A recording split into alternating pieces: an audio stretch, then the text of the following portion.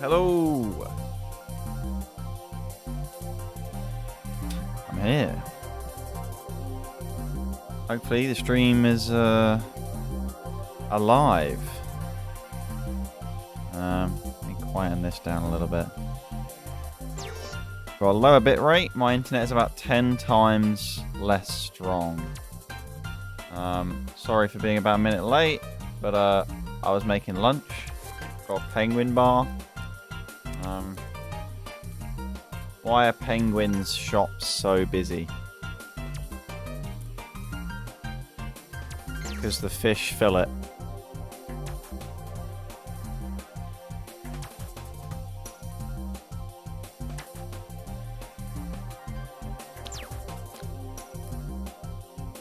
Yeah. Hello, Subden, Levi, Yeti, Thomas with the tier 1. Happy birthday. Thank you so much. Indeed. Sorry. I mean, I thought you know, the stream being live before 2 is usually a good thing because at least you know it's happening then. Might be happening right now. That's pretty exciting given, as you can see, the situation in the Mars conference. It's a little bit wild. I'm not sure we've ever had a race for first this close at any point during the season outside of like week 1. So that's pretty cool. Yeah, I am in new flat. We are still making it livable after an entire week. I mean, we first moved in on Monday, but you know, it's been a little bit hectic. You can't see much, but this is the living room. We don't have a sofa. We have an air mattress. That will change eventually. Hopefully that's a television. That's my old television from my nan. It still has a label pointing to what the on-off button and what it does. There's the window. Got a tiny Juliet balcony. That's the sofa, as you can see. It's a bit, yeah. That's a cable for a controller because I've run a HDMI around the room so that I can play the computer on the television, which is pretty cool. But yeah, this is the living room, and that's my ring light that's not on because apparently my lighting's still okay here. So it's all a little bit fucky and still setting things up. It's just a box. Look, this is the living room. Rooms are boxes. What do you mean? But yeah. Nothing can stop a Draft League stream, that's for sure. Apart from the fact that I've got some lunch, but my lunch is no longer chicken burgers. It's apple, banana, and blueberries, which is pretty fucking depressing, I'm not going to lie. Here we go. No, that's not the whole thing. There's a kitchen, there's a bathroom, there's a bedroom, there's a corridor. Anyway. Corridor counts as a room nowadays. So, can the Leeds Litwicks catch up to the chasing pace? They're a little bit, they've missed the memo a bit, shall we say, when it comes to Mon difference, but, you know, that's not something that can't change over the second half of the season. And in terms of fixtures, I believe we're opening up with a critical bottom of the conference clash between the Dakar Drapion and the Plymouth Pachirisu. Very, again, still strange that this is the case. And while the Plymouth Pachirisu come in with an extra win, so good for them. As we will look to see what has come in terms of the draft. Apparently, literally nothing. So that's pretty cool. But now here we are. And indeed, the Plymouth Pachirisu against the Dakar Drapion. Wrong side, switched, and now fixed. Hello, Ben. Haven't been out in so long. How did the run to the Elite Four go in Kaizo? Well, if you check videos on the Twitch tab somewhere around here and click highlights, or if you just want them all catalogued, !Mon sheet, you will find every VOD ever possible you could ever possibly want to do with Attempt 40 and Emerald Kaizo. It was, yeah. It was an eventful day. Emerald Kaizo, Elite Four. But make sure you can get some snacks and sit down and watch it properly. Because it wasn't a fast occasion, that's for sure.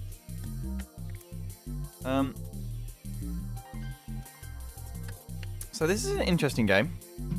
By the looks of it. A Toad's Call. A Shuckle. I don't really know what to expect here. Right. Beedrill is the opener. Why not get the Mega? Is it an Ambipom? No. So no instant punish. In fact, there's just this, what, Terra? Yeah, there it is. Terra Steel. Thanks to U-turn, no problem, with the Eviolite to set something, or just click Spore, who knows. And there it is, Spore. Sleepy. Oh, but Lumberry Shuckle, which will actually be able to outspeed something for once, due to Mycelium's stuff. Terra Ghost is interesting, as to get that sticky web down. Means it can come back in quite comfortably on the Ambipom, not that it couldn't already. Toxic will miss on the Yawn, though. Ooh. He's trying to re-maneuver, and that is going to help out Flo a lot, who gets their own sticky web up, and with Energy Ball, Slurpuff rips into the Gastrodon. Slurpuff, a mon that just gets so many moves. A crit Scald will do something of a commiseration, but Slurpuff takes it comfortably. As Iron Tread comes in to an Energy Ball. Gets the Earthquake.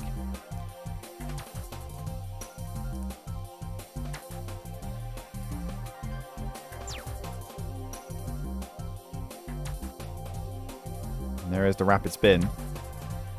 This fella is still rather fast, but is now asleep.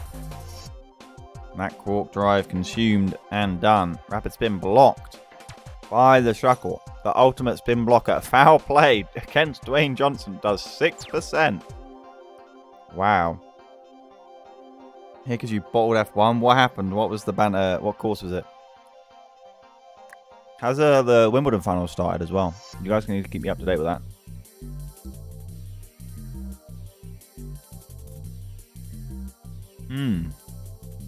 Right. What happened? Power Herb. Power Herb Doublade. Phantom Force? Agility? What in the world is this?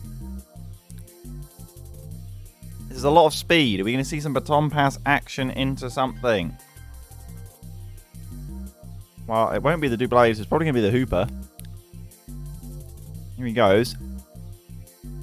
He's a fast fellow who's going to get knocked off most likely. Indeed he does. Roselli Berry means that the far more comfortable it is to be beaten by the Tapu Lele as it rips into and takes down the Shuckle for the first kill of the match. In comes Gastrodon to be sacked off to the Elder Gods. Doublade had Power Herb Solar Blade. What? That is insane. Huge Ice Shard, but it's not enough. The Power Up Punch. Oh my god. This setup sweep, using the passivity of the Shuckle to get it going, and Hoopa has 3 kills. It's gonna have 4. This is just unbelievable. Can Tapu Lele not take a hit? Oh, certainly not now that it's +1 it can't. Gunk Shot hits. Down it goes. Holy Mamba holy. This is... oh my god. What a sweep. We've not seen a setup sweep quite like that in some time. Jesus Christ. Do not fuck around with the Pachirisu, apparently.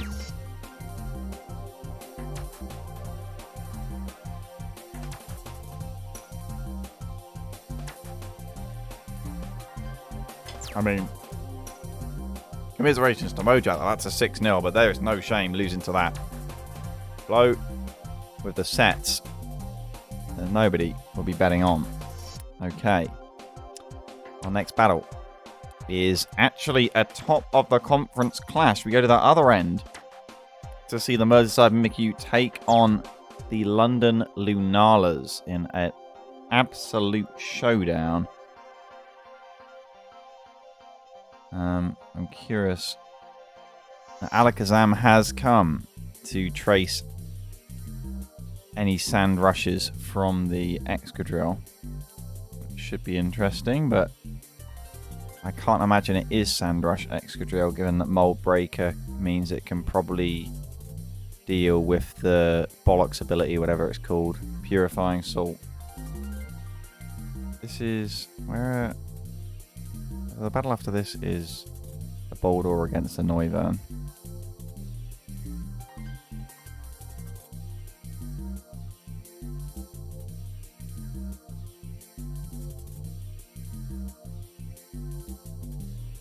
Right.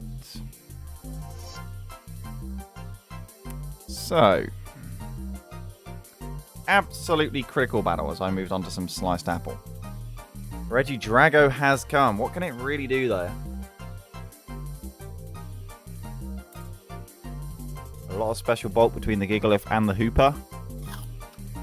Can't easily set up.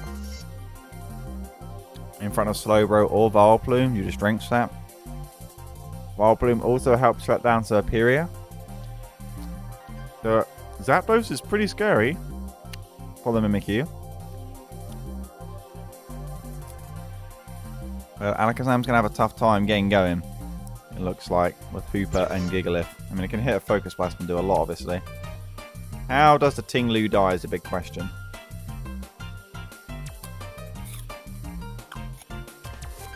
Like, if it has Rest, I actually don't know if it's ever dying. I mean, it gets annoyed by a lot of stuff. So we'll have to see.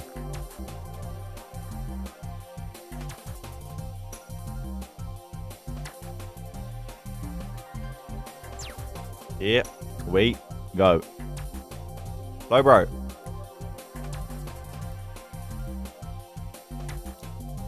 Quick U-turn from the Zapdos. No Thunderous Kickington. Not that it would do that much anyway, as it's non-stab to a Slowbro who simply just teleports out. An immediate switch initiative from what looked like a bad matchup. Vileplume is here, forcing a switch to Alakazam. Could be a free Sludge Bomb. And it is 51%. That's a very sad Alakazam who is going to do how much to Gigalith is the question. Racing Sandstream, very cool. Quick Psychic for 29%. That is perhaps even Assault Vest. Tinglu in.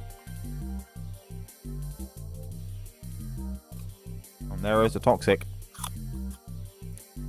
Not expecting the Knackle Stackle to come in. As up go some spikes, but who will be the spin blocker to deny this Excadrill? Feels like the Mimikyu can just Toxic everything and win. I looked at it. Scored there. Burn. Sad Serperior. What's it going to be? Hoopa or Vileplume? Double into Alakazam. Tracing Regenerator is very cool. Very big double switch there from Sword. Revealing Boots on the Vileplume as well. This Gigalith will come in. Psychic into Psychic. Could be a kill. Or close. Could just be a switch to Hoopa though. Tinglu is a switch. Potentially predicting that. But gets Throat Chop. I guess that's the best Dark type move that Gigalith has.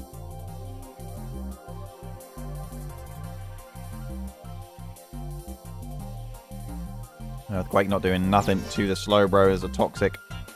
Wearing away. Does this Tinglu have Rest? Is the big question. It's got Whirlwind Spikes. With free U-turn for the Roaring Moon. No real Punisher by the looks of it. Ow!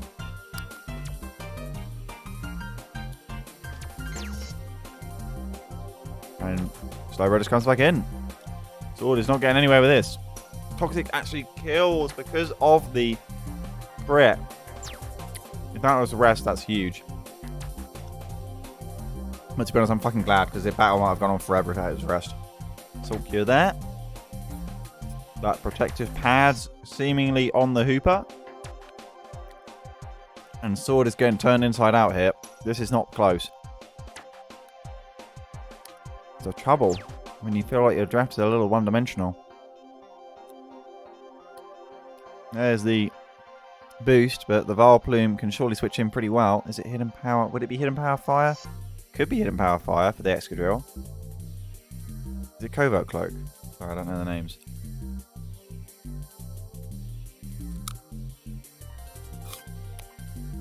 Nope. That dose just comes in. This is sad.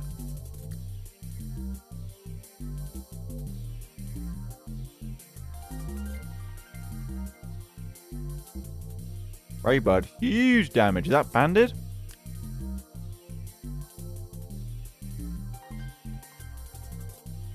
Rabbitspin gets the kill and the speed boost.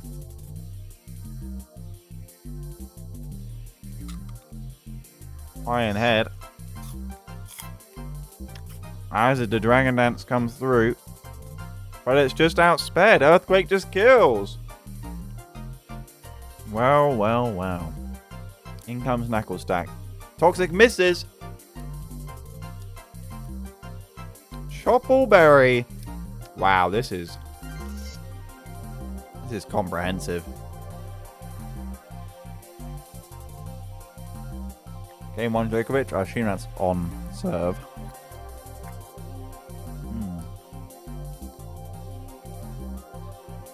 What's this fella got?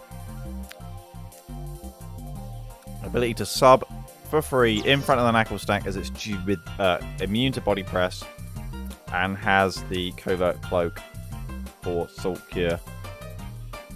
Very cool. Terra Blast.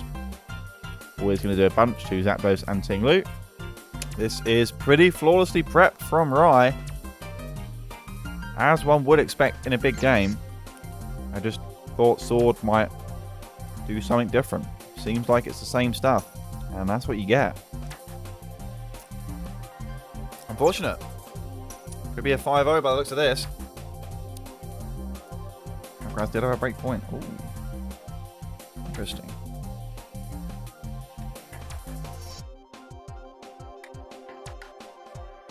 Terra flying, but still dead. Is that allowed to Terra? What? Is Zapdos tier 3? You kidding me? The flipping... I mean, I guess it's not that fast. Galarian Zapdos hits hard though. It's a really good mon. Eric Zapdos isn't allowed because tier 2. You get a 5-0 after it's basically a forfeit. Okay, I mean... Whatever. There you have it. That was uncompetitive. Was it just that bad a matchup? I mean, it certainly seems it when prepped that way, but it feels like there's a lot that could have gone differently. Right. So after this upcoming battle, we have Snorlax against the Oshawott.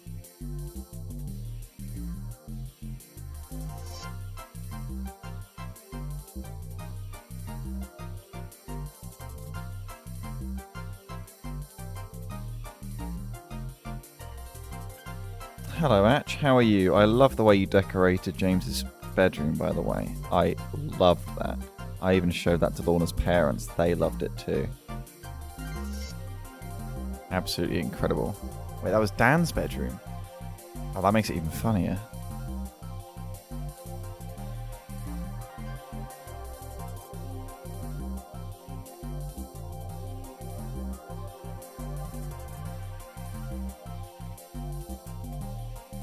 Boots, stupid item, OP. It's not Boots' fault. It's mainly that they're just part of cringe gens.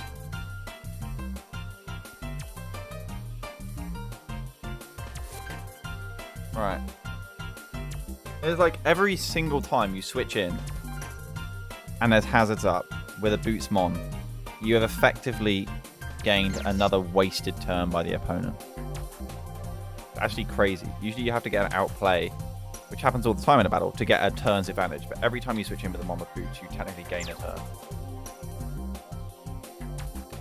So weird. You expect to get fucked by hazard stats?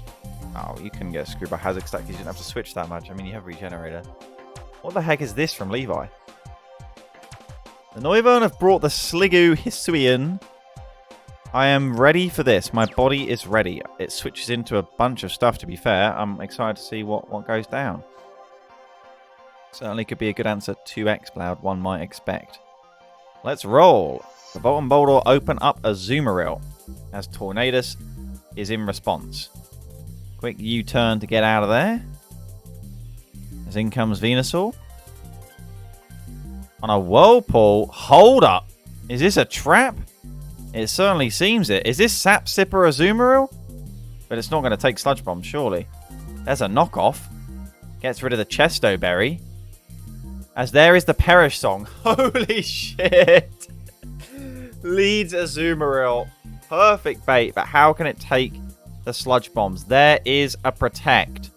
Sludge Bomb blocked. This takes me back to when Isurdo missed Whirlpool against Maddie's Clefable last season. But this Whirlpool did not miss. However, has he rested too early? I think he might.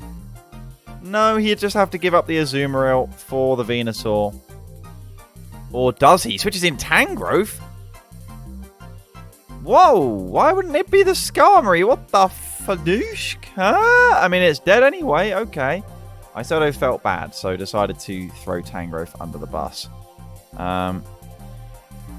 There's the Protect. Stone Axe blocked. The only thing that can stop that move. And well, down goes Tangrowth, which I guess is a... Here's Lopunny. Wants to be broken. In comes Tornadus. What, we seen Rocky Helmet Tornadus or what? I mean, obviously it's Scarf the way Levi wants it to look Scarf, but is it Scarfed? Is it a bluff? And he's actually going to catch this Skarmory with the Heat Wave. Oh, the Azumarill is going to be sacked. Okay. Well, there's a U-turn. And Crawdon is the mod of choice. Are you going to see a Dragon Dance? Skarmory's in.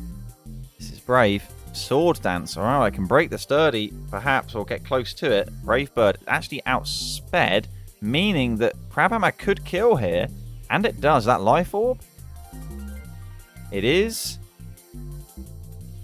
Lopunny says hi, but means that Azumarill could be sacked. And Levi's got a lot of mons here. I don't know if the remaining 3 can turn this. Levi for that Terra, Water, Aqua. Ooh! Quick Attack covers it off. That's huge. Sliggoo now not allowed to Terra. Not that it seemingly has to. Its typing is pretty nuts. As there is the most likely Scarfed Air Slash, but I don't think Lopunny cares. Fake Out into Quick Attack is surely a kill. Cleavor therefore forced in. And Samurai Jack is in. Close combat.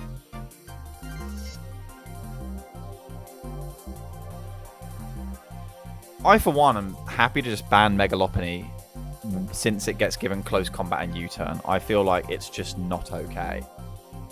I just think it's completely, like, near unpunishable. If it weren't for the item Rocky Helmet, the mon would actually be unplayable. Infestation, a cool idea. But with the sub able to block the damage over time, I don't think X-Cloud cares all that much. Sub X-Cloud with Circle Throw of all things, albeit no hazards are up. But a free Boom Burst could be acquired.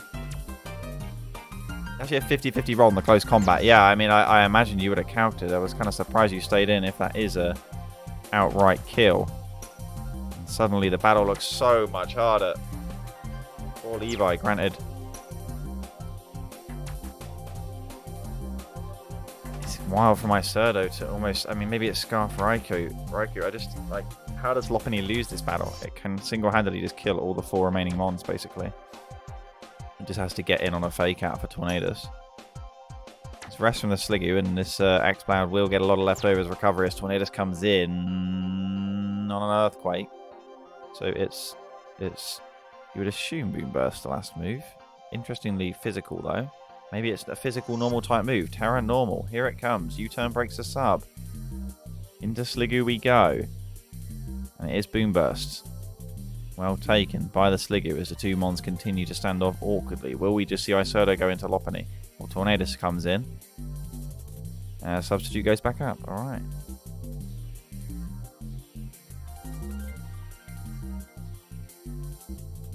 Oh no, my Penguin Bar.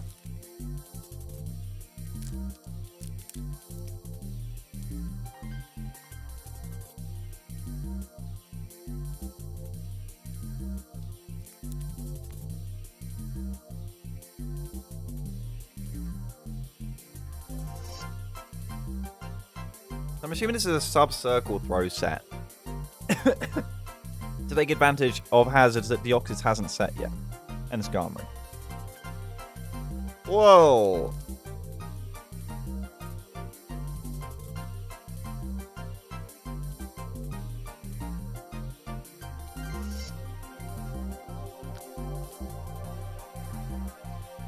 Well, X-Cloud, that's number Wang, has somehow done this, it would seem.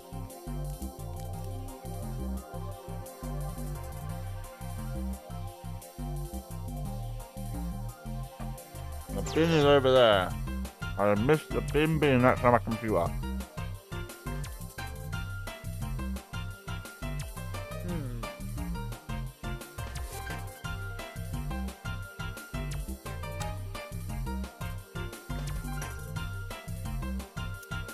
Sub Circle Throw X-Bloud is a highlight for me. That is very cool. You cannot prep for that. But Substitute's still the goated move, so I like it. Wow. Well, Isoto into Deoxys, hoping to conserve some Mon difference and not let that Slumber Wang die. And they'll be successful. Psycho Boost with the kill. And poor Levi just cannot catch a break. The Azumarill bait turn 1 was the real game changer, though. This is Scarf Deoxys. Well, that is...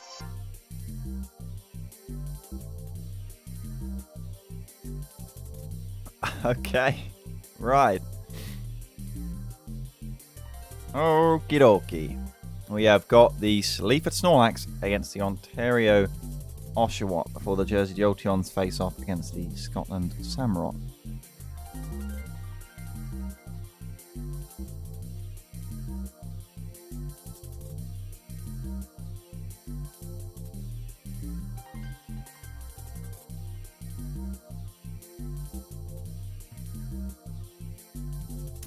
Alright, Hatterene is here. How does this team deal with the debate of Zoroark Regieleki? I feel like every single time Regieleki comes out, it's not ever Regieleki. It's literally just a Hyper Voice or Shadow Wolf from like a Spec Zoroark. I can't remember a time this season where Regieleki's come out and it's actually Regieleki. It's literally always Zoroark. And then your ground type comes in and it just gets blasted. So Melmetal is in as well, but Torkoal is surely one of the best answers to that. It's just, will the sun be able to do its thing? Is the big question. Will the Charizard be able to set up is probably the only question I really need to be asking here. Landorus and Golem are the openers. Charizard in. Trying to evade an Earthquake. Will get taunted. Eevee foolish to think that Baguette would want to actually set hazards with Golem, as Dragon Claw will do more damage to the Charizard than the Landorus. Not wanting to Mega, of course, due to the threat of Earthquake. As Stealth Rocks are lane. Heavy Duty Boots knocked off the Torkoal as Regieleki comes in. That's no way Regieleki, that is 100% trying to block a spin, and it is Zoroark. So who does Ontario Oshawott go into? They don't. Okay. Well, Melmetal has just entered the chat. But, you know, I guess there's fire types. And by that I mean Charizard. So the win is in. How much damage can it do after an Intimidate to the Landorus? Kapow! It U-turns. Alright, well that Landorus is getting value as shit right now. Venusaur is in. The switch in exists somewhere. Is it just Sleep Powder though? If it hit, oh, it is, and it hits. Outspeeds, of course, due to the chlorophyll. Haven't seen Venusaur's item. Oh, we have. It's leftovers. Okay. Hatterene in on a switch to Charizard. That is painful to watch. Potential Nuzzle coming for free. Gonna nullify these Dragon Dance attempts. It's just Psychic. Okay. And frankly, Charizard can't really sit in front of it. I don't know why it's still not Mega'd. I do believe it gets a slight boost to bulk. And now it does Mega. And go for the Flare Blitz to just one-shot the Hatterene. Probably worth. That thing is a problem for the Venusaur to an extent. As Regieleki comes in. Guarantee it's not Regieleki. It's literally always flipping Zoroark. Here we go. Yeah. 52%.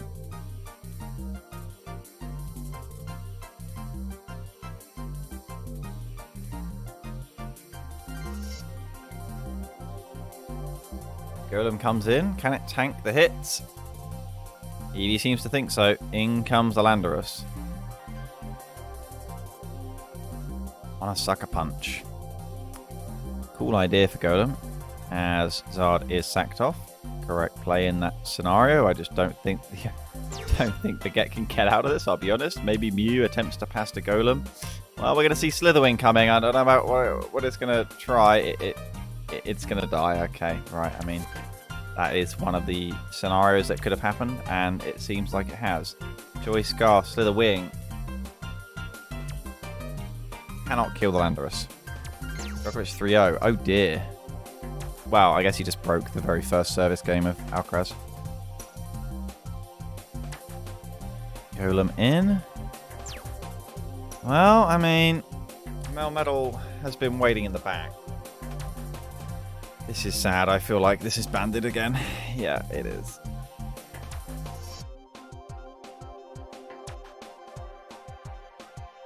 Yo, Asia, what's up?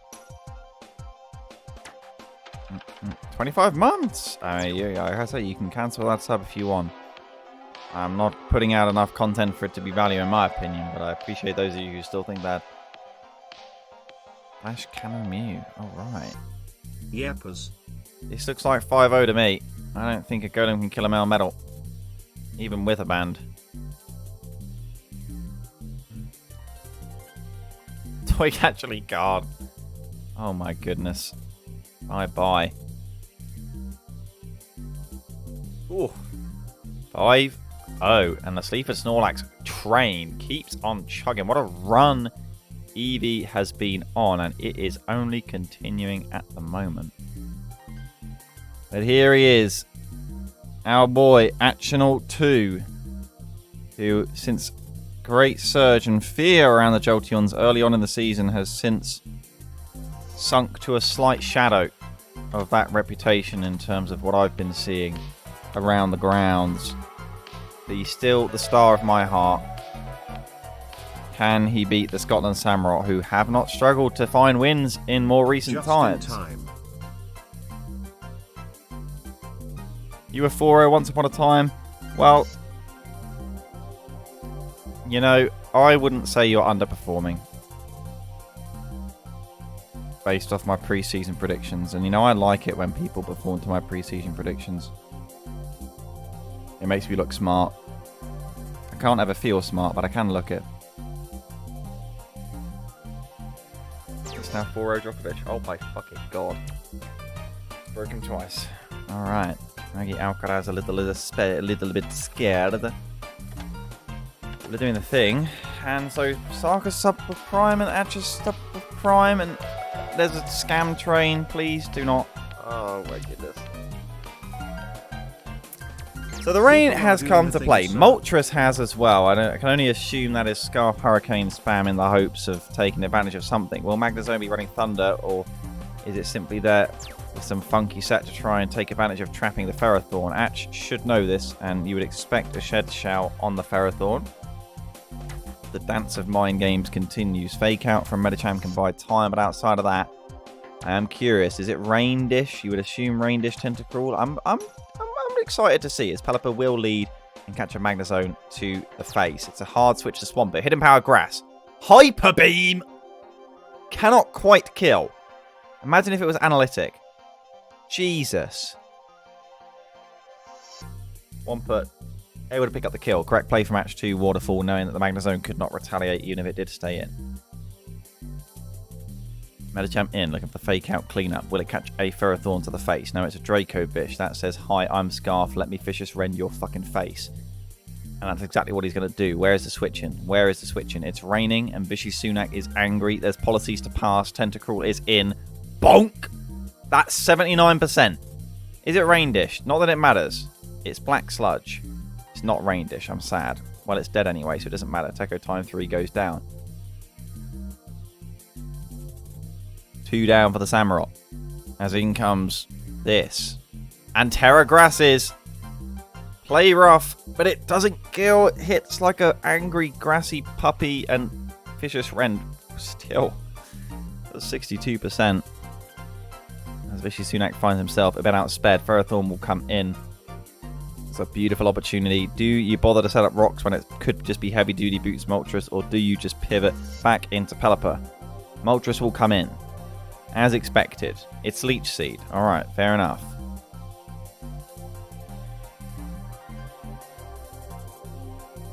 Protect is there. A little bit of chip damage. Will-O-Wisp from the Moltres, realizing it can't really retaliate, but will it be a Hurricane this time to catch Pelipper? It is Pelipper as expected. Here we go.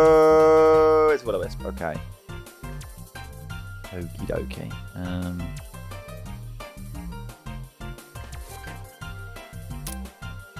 U-turn into the Medicham. Pelipper with a U-turn. It's a score. No burn. Medicham. Is it Thunder Punch? Overquill. Close combat. Oh! One shots because Medicham is a demon. In comes. Oh, Bullet has Bullet Punch and it kills. And suddenly it's a 4v4. Well, well, well. Atch with a slight misstep here, and it's cost him his Swampert. And a potential late game win con. Bullet Punch does not quite kill. Vicious Rend definitely does. So in comes the Lycanroc. We've seen that it does outspeed with a seemingly Scarf of its own, and it can't really Fire Punch in the rain to any effect. So in comes Ferrothorn, who looks like the master of the end game here.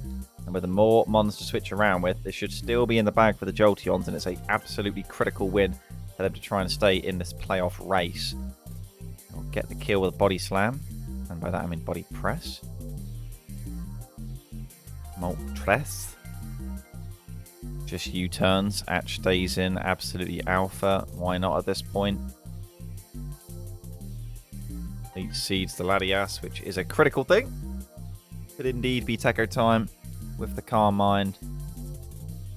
There's a double back into Moltres. Protect. Greedy. Why would you protect? Nobody knows. It doesn't matter. Moltres is back in, and it has killed.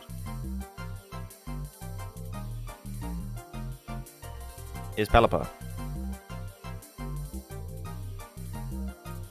Aim for her there. Scored. Cleans up. And what is this Latias set? Is it able? Is it Choppleberry, Thunderbolt, Size Shock, and something to somehow live? It's Air Slash. Wait. The confusion of Hurricane.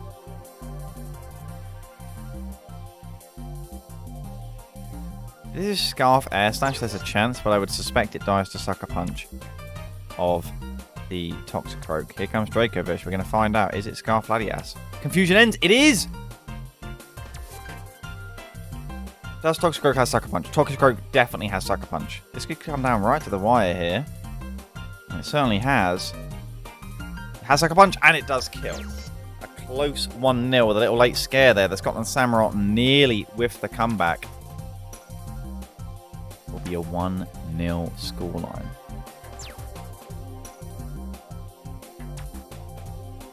I have not updated the logos. Oopsie on my part. This is the Buckingham Bonsly up against the Red Hill Regirock. The Red Hill Regirock have been in form. This should be interesting. Very important battle as well. Us just inside the playoffs, really. I'll have the Bradford Bulu against the Tampa Turtwig after this.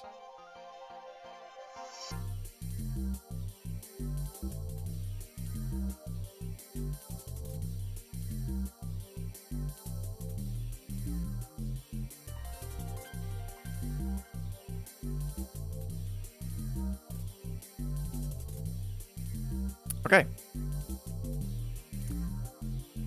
Electrico Terreno. Does this have a proto thing? It does. But I think photosynthesis is to do with sun and not electric terrain. So we'll just have to see, because there's a lot of weird shit going on in this battle, and there's 2 different Scizors.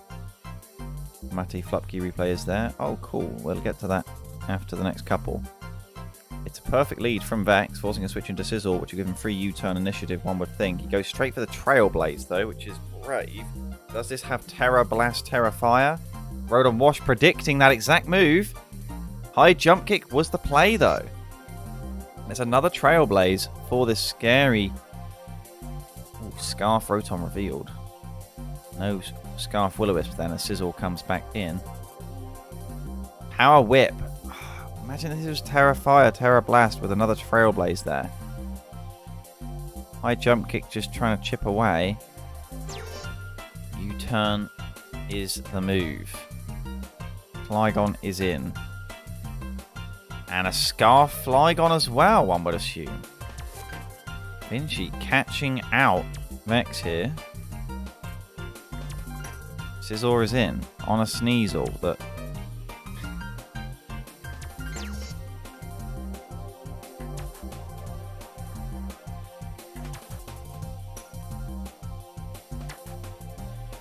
Close Combat able to pick up the kill. Normal Sizzle.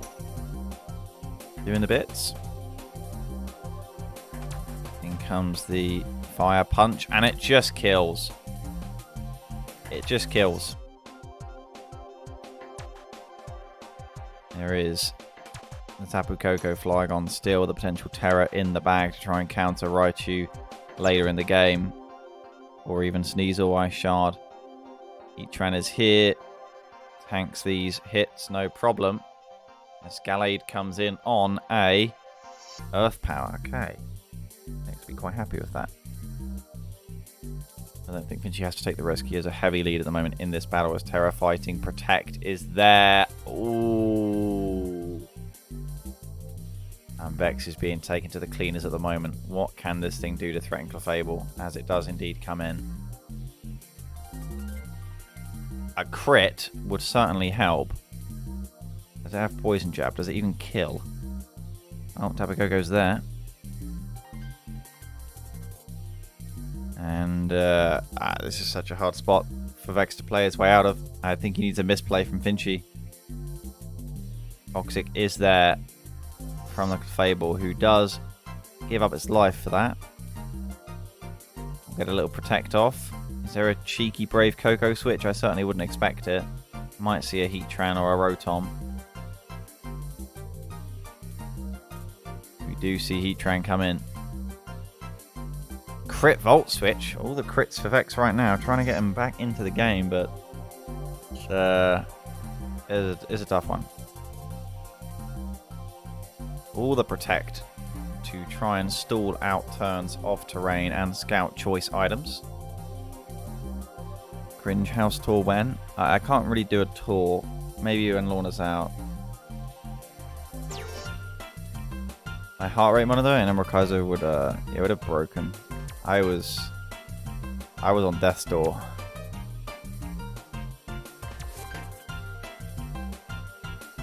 Medical professionals could maybe diagnose what on earth was happening.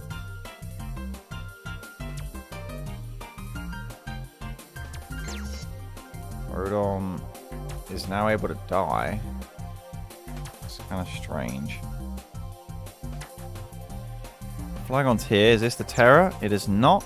No Ice Shard even used by Vex.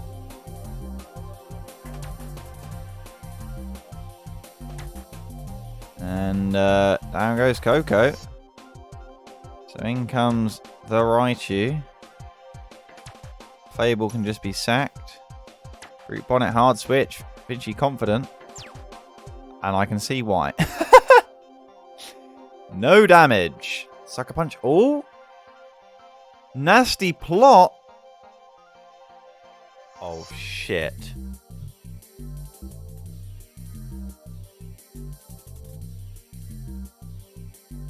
Oh!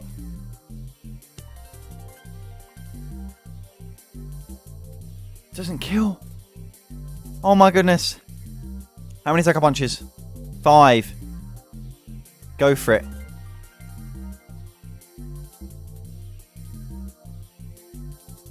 He attacks this turn, you Sucker Punch.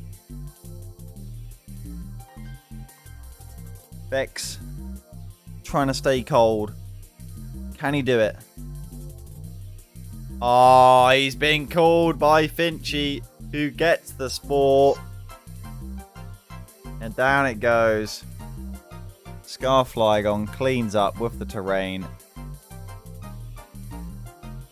Gallade can only get a commiseration kill. Oh!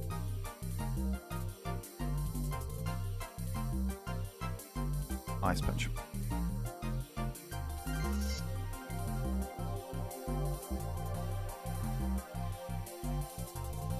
Camera's flipped from before. I can flip it if you want. It'd be a real weird. What was an 87.5% chance to kill?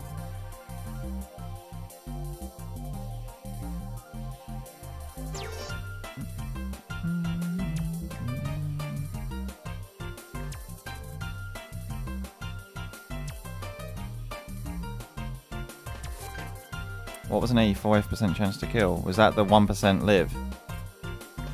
If so, that's crazy unlucky for Vex. I don't know how he got back into that. Both 1% lives. Jesus. I don't remember the other one. There you go. I'm flipped now. Stream. 100 bits from Tim. How you doing? And speaking of Tim, the Bradford Bulu are in town against the Tampa Turtwig. Let's see what's up.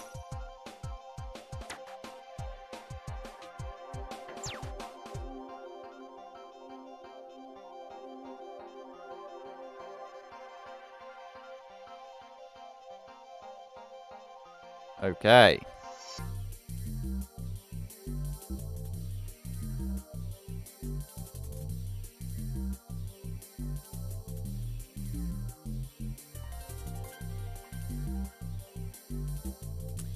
What do we got here? Gangster, that's what we've got. Sableye in, looking to get off that block, and it's a perfect lead for Tim, who you know he's clicking knockoff. This is the routine, and there it is. Boom. Nothing like a Tim Mega Turn 1 knockoff. Oh, but is that like Mold Breaker? What?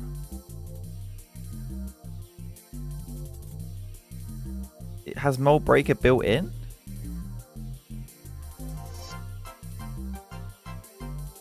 And now 3 layers of spikes are up? What the fuck? Sneasel's just going to win the game, isn't it? The Sneasler shit. Bulk up. Scream tail. Okay, so Mycelium Might always ignores abilities. Interesting. With status moves. Oh, here comes Sneasler. Is it some sub-sword dance? Win the game? Is it unaware? Fire Claw. Alright, this thing is quite the counter. Cloddy Clodsire as Toedscruel comes in. Bulk up Baton Pass. Holy shit, what? That sounds gangster.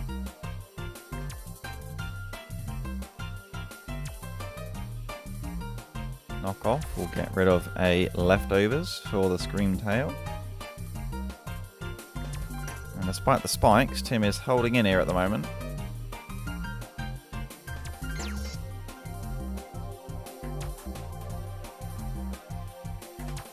Shell Smash from Loose Cannon the Blastoise. Surf kills.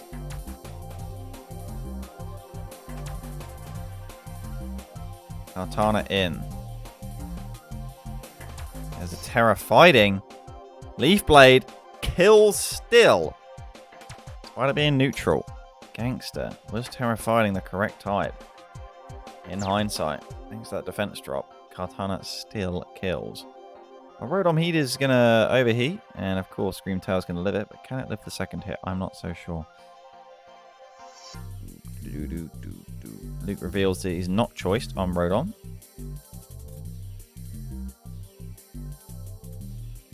As the Giga Chad Toedscruel is in. Xurkitree with the Gleam. Alright. Here comes Farigiraf. Takes a lot of damage. It's still a Xurkitree. Goes for Agility. What What can it baton pass into? Or is it just stored power? Because I don't think that's going to kill. It's stored power, and it's nowhere near killing. Tim is going to claim another. He's up 4-3 here. But the fast boys of Dragapult and Sneasler are still in the back. And I don't see many safe switches into Dragapult, that's for sure. Voltire in, but this is a Sneasler answer. And Overheat is hitting. Can I get the recover off? It should be able to. Well, the Wisp is there. I mean, these 3 layers of spikes have done more damage than any of Luke's Mons, that's for sure. Yawn! I see. This is really awkward for Luke, actually, because Tim can just keep yawning on the Rotom, and I think he's going to. Could recover here, but it would be a bit preemptive. It could be the right play, though. Has he gone for it? He just gets the yawn off. He gets the yawn off.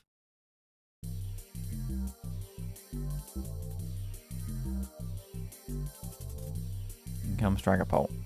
Gunk Shot. Poison? Does not poison, and that's a huge loss for Tim. Gunk Shot was probably not the play, in all honesty. Draco Meteor hits. And, of course, it can keep hitting. The downside of Unaware. But, I don't know if Luke knows. He's going to get caught by a Yawn on the Rotom Heat, and it's a free recover for Tim.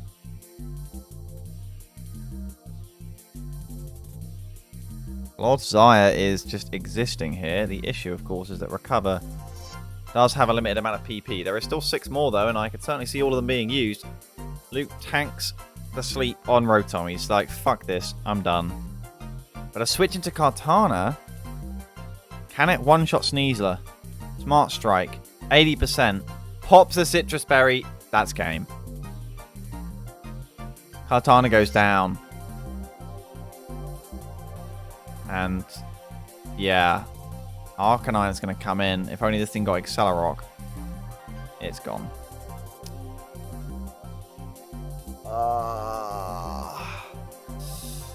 Oh, I thought Tim was in a solid position enough, but the Unburden Sneasler, it's too much. It's too much. Yeah, it's sad, but you gotta respect these late game threats. The Tampa Turtwig will claw themselves back up into the mix. We look forward to the penultimate battle of the Miles Conference, and it is featuring the Leeds Litwicks against the Super Hoopa. Here we go. What is going down? The Cinderace is in the club, and it would like to click U-turn. Skeledirge is here. And Nelson wins turn 1. What is the switch in for the Skeledirge today? Apparently it's Audino. I would have probably expected the Keldeo, but I don't know why it's not the Keldeo. But here comes Mega Audino getting the Mega off and getting a knockoff. So you get to get rid of the leftovers. So not bad. In comes Donphan on rocks. Yeah. So he just gets his turn back here with a Rotom Frost switch. Will it be a straight Rapid Spin? It's an Earthquake from Nelson. Ooh. Terra Steel. Trying to evade a Blizzard. And will, but takes so much damage from it anyway. Is this Rapid Spin? It's Gyro Ball. I guess Rapid Spin, Gyro Ball, not the best synergy. As in comes the Arctovish on Mega Audino. It's taking the rocks. How does Arctovish do? It doesn't. It switches to Tinkaton. Yawn Mega Audino. Actually pretty based for Audino standards. As it goes for the Wish. Trying to get a switch into the Donphan, but will instead try not to make the predictable play and will stay in to probably click knockoff and get nothing done. Asphalius makes the correct play, reading that it's staying in to click knockoff. Yawn could have been huge, but not to be, I'm afraid. There is the knock off, getting rid of the Rocky Helmet at the Donphan. Watch that Iron Valiant in the late game, given the chipped and Terra Steel of this Donphan.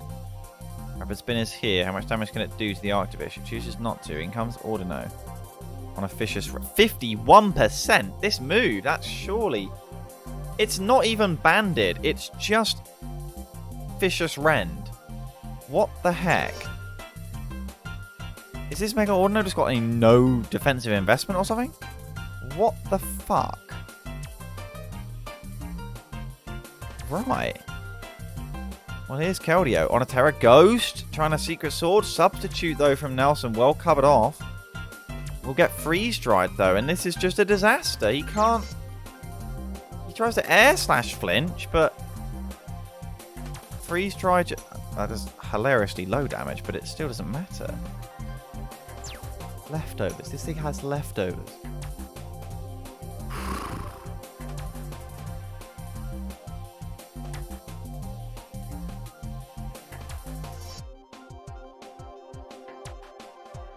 Eldango with a balloon. Shadow Ball cleans up the fish. The fish has done so much damage here. Skeledirge is a massive problem. There's no Keldeo. Shadow Ball. Cassid Berry. SoundCloud gets the flame charge. Holy shit, is it Let him cook. Torch Song? The crocodile is going to do something? Can it hit Toxtricity in Cinderace? I guess it is Shadow Balls, right? Sucker Punch. Oh. It has Slack Off. Oh my god. Phalius and the Litwicks are back. What the shit? It gets Earth Power, and that's just game over. It's 5-0 for the Leeds Litwicks. Goodness gracious. Sucker Punch will hit, but it's not enough. And SoundCloud can just slack off. It's the first time I've ever seen the Skeledirge do anything, but it is actually magnificent. I take it all back. This is akin to Phalius camera sweep in my eyes. It's beautiful. So beautiful. And some much needed mon difference as well. I mean, granted, I don't think Phalius is ever catching realistically the 26 gang, but it's not impossible. Poor Nelson has just had himself able to get comfortable on a seat before he's just been completely gaped by a random crocodile with shit sprite, and it's called SoundCloud, and Phalius is slacking off in its face as a flex. This is brutal. Not wanting to lose to the Sucker Punch, of course. And now out of crit range, keeping things secure. Down goes the Roadrunner. Alright. There is one more battle in the Miles Conference, and it has just happened. Some of you may already know about it. And it is, of course, the Cheshire Combees up against the Dien's Deino. At an absolutely critical battle for both teams.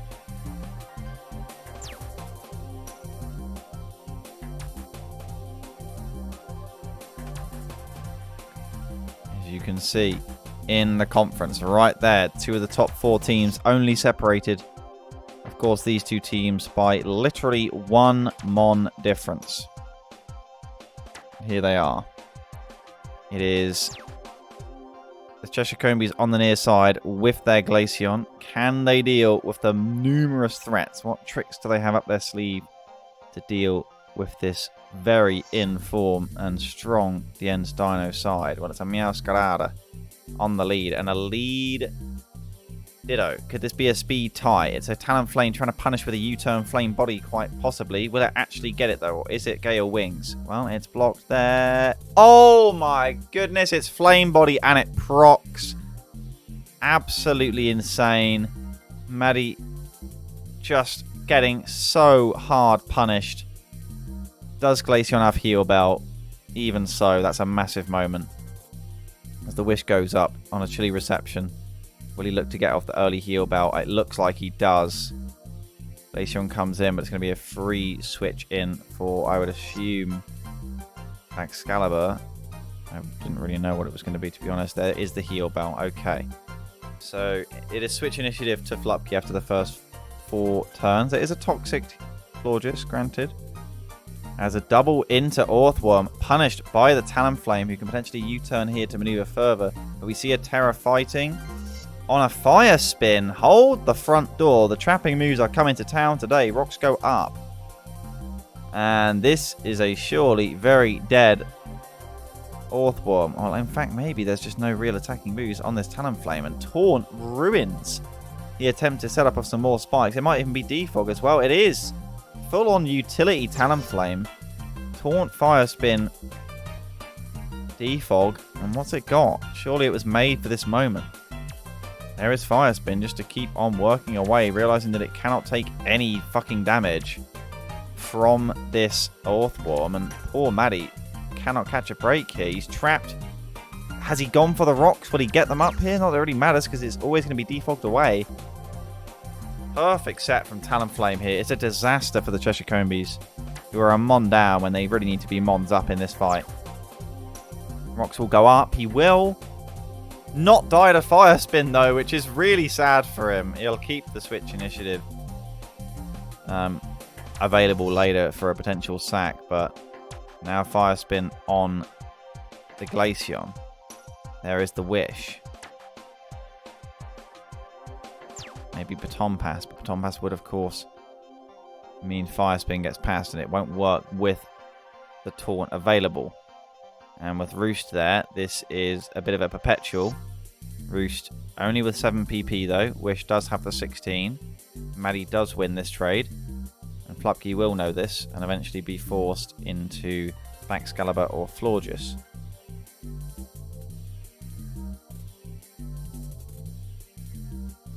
We will chill until that happens.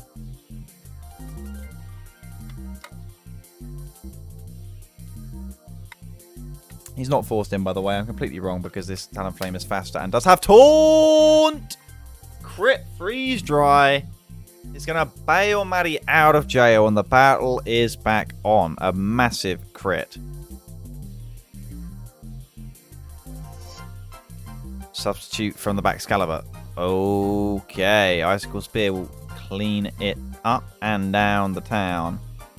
As Substitute, a fantastic move for countering Ditto, of course. U-turn will break that sub. As into Slowking, Maddie goes, but can it deal? Glaive Rush will hit so hard.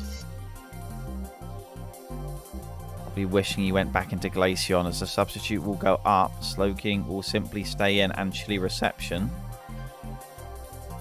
Glaceon will come in. It can certainly take one hit, but it may have to be sacked to go down. Ice Body. Cool synergy with the leftovers, of course. Beautiful little combo. Yeah, Glaceon can deal with this very comfortably, in fact. We'll get the Wish up. Is there not a Dragon Dance available to the Glacier? Wow, the recovery. Icicle Spear. Oh my goodness, what? Is it King's Rock? Is it going to flinch here? I mean, it hits every single time. I don't know if that's because Snow's up or because of RNG, but Ice Body and the Wish and the leftovers. This is crazy. Wish goes up. Florges hasn't yet shown if it has Heal Bell. Slowking in. Heal Bell is there. Slowking has been given a second life by this the sub from the Baxcalibur, as the Toxic will simply be replaced. Oh, loaded dice. That's cool. I guess it just doesn't have any better Ice Stab or something. Our Wish Pass is going to be complete, and it's so weird. Lucky is able to stay level with usually the far more sustainable Cheshire Combees side. With very frail offensive options. Slowbro still in the back though, and Glaceon is proving to be the backbone of the Cheshire Combees pivoting. Helps when you've got Wish, as I do wish for other moves. Preemptive Toxic, predicting the Heal Bell. It actually is. We were at that stage already. Okay.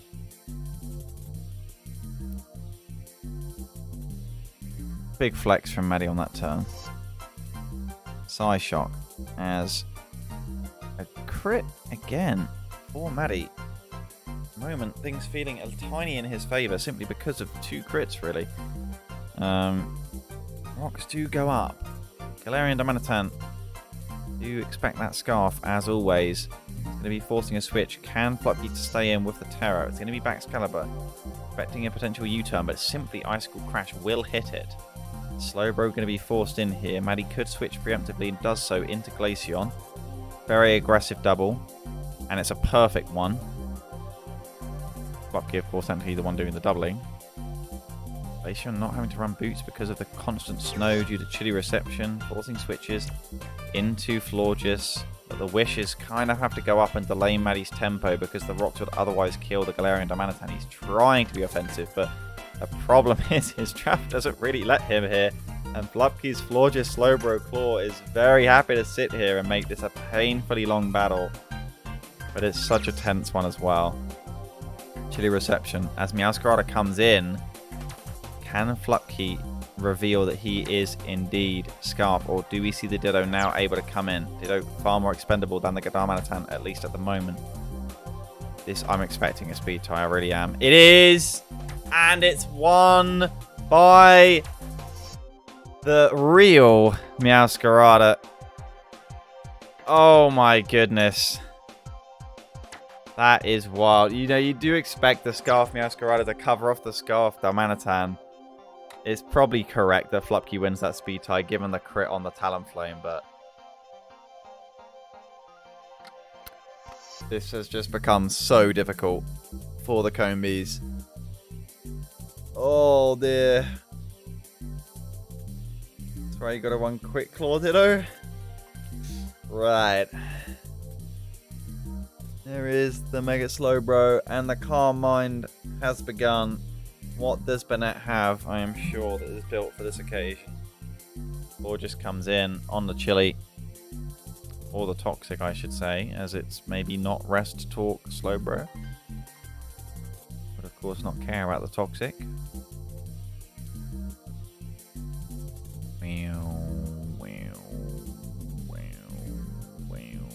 Glaceon in on a Meowscarada is an unseen interaction. Toxic Spikes. Oh, shit. Absolutely brutal. This thing gets Toxic Spikes. Are you fucking kidding me? What the shit? What? Why didn't you do that before? Oh, this is absolutely agonizing.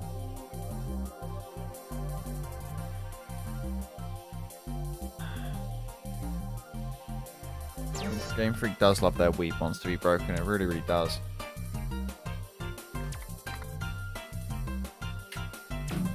Is it with the fast starters being OP and having hazards? Ever since Infernape, they just fucked things. They even went back to ruin some Gen 3 stars with Speed Boost Blaziken.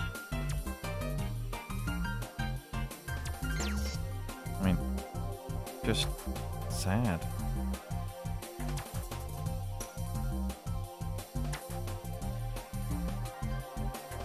Well, I'm going to normal speed because I don't believe if Flupkey plays correct, and I do back Flupkey to play correct. I don't think Maddie can win. He can maybe wrestle out one kill on the Baxcalibur if he can force it in, but I think this is a slow and painful end.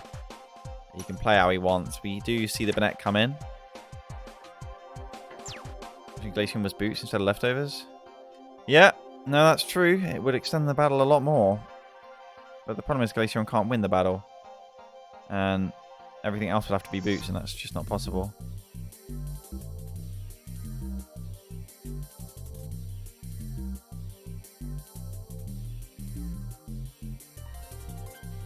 Thunderbolt there. And Glaceon is in.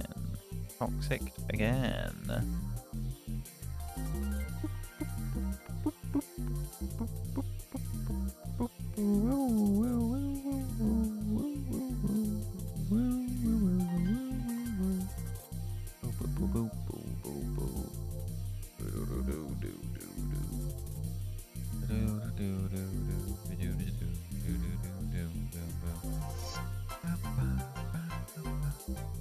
kind of win this is for the Gens Dino, though. Like, this is going to be a big boost to Mon difference as well, which is most likely going to be a determining factor at the top of the Mars Conference from what we've seen. Maddie simply needs to focus on securing his top 4 and staying in the top 2 race. Ultimately, it really matters little who comes first.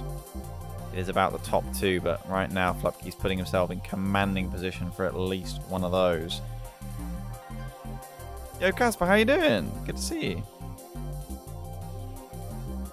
Maddie has typed in chat at turn 60. This is so over. He is right. In my opinion. You'd rather finish 3rd than 2nd? Yeah, I mean, ultimately, you're going to have to play the Blazikens at some point, though. If things continue as they are. And they are still, assumably, on track to win the Smiles Conference. Based off most people's predictions. Iron Defense, Carmine, the full shebang from this Slowbro, who I kind of wish was just Rest Talk.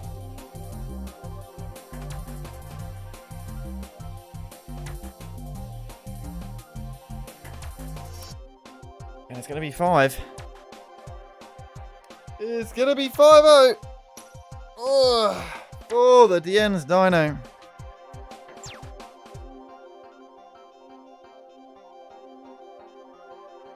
And it was well patiently played by Flupkey.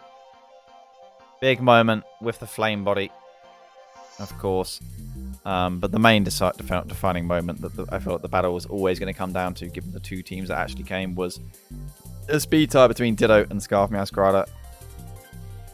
And it went the way of the Gens Dino. That's the way it is. And well played, really, by both teams. But Maddie just not enough outs to cover for that. Unfortunately, that concludes the beautiful Miles Conference for this week. Beautiful in that every single game was completed. Have a look at that. Oh yeah, look at that. Which means our standings are as follows. Only 2 10 and 3 teams were possible, and the 2 we have got are the Gens Dino and the Merseyside Mimikyu with 32 and 31 Mon difference respectively. They have been completely segregated by 10 Mon difference to the tied 3rd now, the Combees and Lunalas. The Gallades Litwicks trying to enter the chat, but they will have to do it with pure win because they're not catching on Mon difference at the moment, as the Bolton Boldore are the team that move to P6, 8 and 5. They are alone in that regard as a 4-win streak, second most informed team in the conference behind only the top Dino. Is the Red Regirock into P7 after a slow start to the season. It's really turned up, particularly since mid-season. Bucking and Bonsly find themselves slipping dangerously close, even tied with outside of playoffs. The Sleeper Snorlax very much moving in a positive direction, but a cold club of 6 and 7 with the Ontario Oshawott still not far away, but particularly the Turtwig and the Jolteons as well. Don't forget about the Plymouth Pachirisu and their 3-win streak after being 2 and 8 just 3 weeks ago. Interesting to see.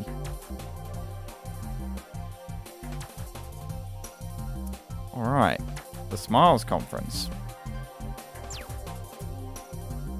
We have 4 teams at 9 and 3 as well, but atop of them is the Belfast Blazikens at 10 and 2. They are the target.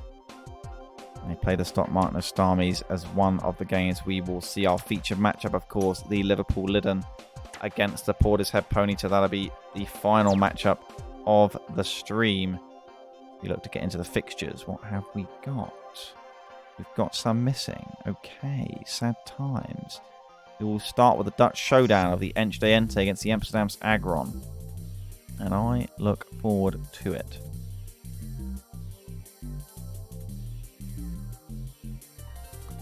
After that replay, I will probably put a channel point prediction in the chat.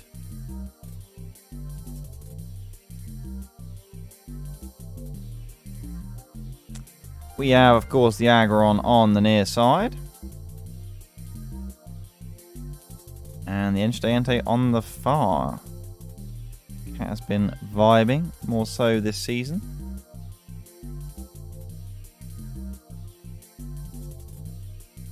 But this is a battle I think he will very much want to win, given his opponent.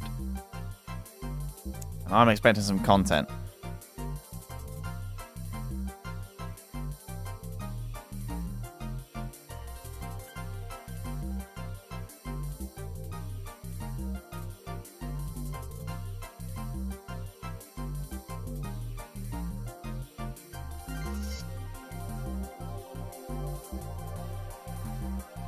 Here we go. Who shall lead? Is it Bug? What anti-bug does Cat have? It's Porygon 2 that leads. Fortress. What can it trace? Nothing. It's Analytic by the looks of it. Has to be Analytic on the Porygon Z. But it's faster, of course, than the Fortress, so Cat will be very happy with that. With the Stealth Rocks up and a free Volt Switch out, giving no ground type to block it. Goes for Thunder Wave, in fact, and misses. That is so unlucky. And now can just die to Thunderbolt, depending on the roll. Terra Electric, though, in order to get it off. Could just Volt Switch out, though. Does it really want the Thunder? 2 Thunder Wave misses. The 1 in 100. And Porygon just clicks moves, beat boop. It couldn't be more Thomas. Oh my goodness. There's a switch into the Salamence. On the Cofagrigus of all things, which is surprising. Is this special Salamence? Is this defensive Salamence? It's defensive. It's got leftovers. Gets the Defog on the rocks. That will chip away with the Shadow Ball, but frankly, there's no coming back from missing 2 Thunder Waves in a row. That is... the opportunity cost is fucking unreal. Thomas has got 2 turns for free already in this battle, and it is showing. The Toxic Spikes will go up, but will they ever be allowed to inflict? I'm unsure, certainly given that there is a literal Iron Moth there waiting to absorb them. Iron Head will do some big chip. The Shadow Ball will get a much earned drop. The leftovers, the Cofagrigus standing tall, as Thomas will still stay in and simply let his Salamence go down. Okay. Sure. So here is the Iron Moth. How does it do against the Suicune is the question. Fire Dance actually lived by Cofagrigus, who stays in just to get off a body press for 25%. It's a very hard-hitting Iron Moth. If it's Scarf, it's quite in a strong position right now, as Fire Dance will again get the boost. 2 out of 2. And Amorous is in. Thomas will switch out. Clearly not confident, given the potential Scarf Earth Power return, and he was right to. Bug is in. How does it deal? As everyone in chat in the battle says insect in all caps, which is fucking funny. That is really good. Toxic is well placed onto the Suicune, who will be very frustrated if it is not indeed rest. He does get a Toxic of his own onto the Porygon. The Cat is down a Mon. You would expect that given the incidents of turn 2 and 3. Thunderbolt will chip away hard on the Solrock. What can Solrock do? You wouldn't expect it to be rocks as well, would it? Given the fort. No! It's just a bomb. And Porygon 2 goes down in an attempt to open the way for Weavile, who I just cannot see an avenue for right now. And Amorous is in. And it's out into Suicune. Where is the Freeze Dry switching? I'm not entirely sure. Terra Fairy to try and take hits better. And Freeze Dry is there. Thomas in control. And barring an absolutely insane sword dancing Weavile, I can't see this battle even remotely with a chance of turning. Ninetales gets a little cheeky, nasty plot up. I'm not entirely sure why, but it does. Lefty's P2. Yeah, I mean, it's gangster, okay?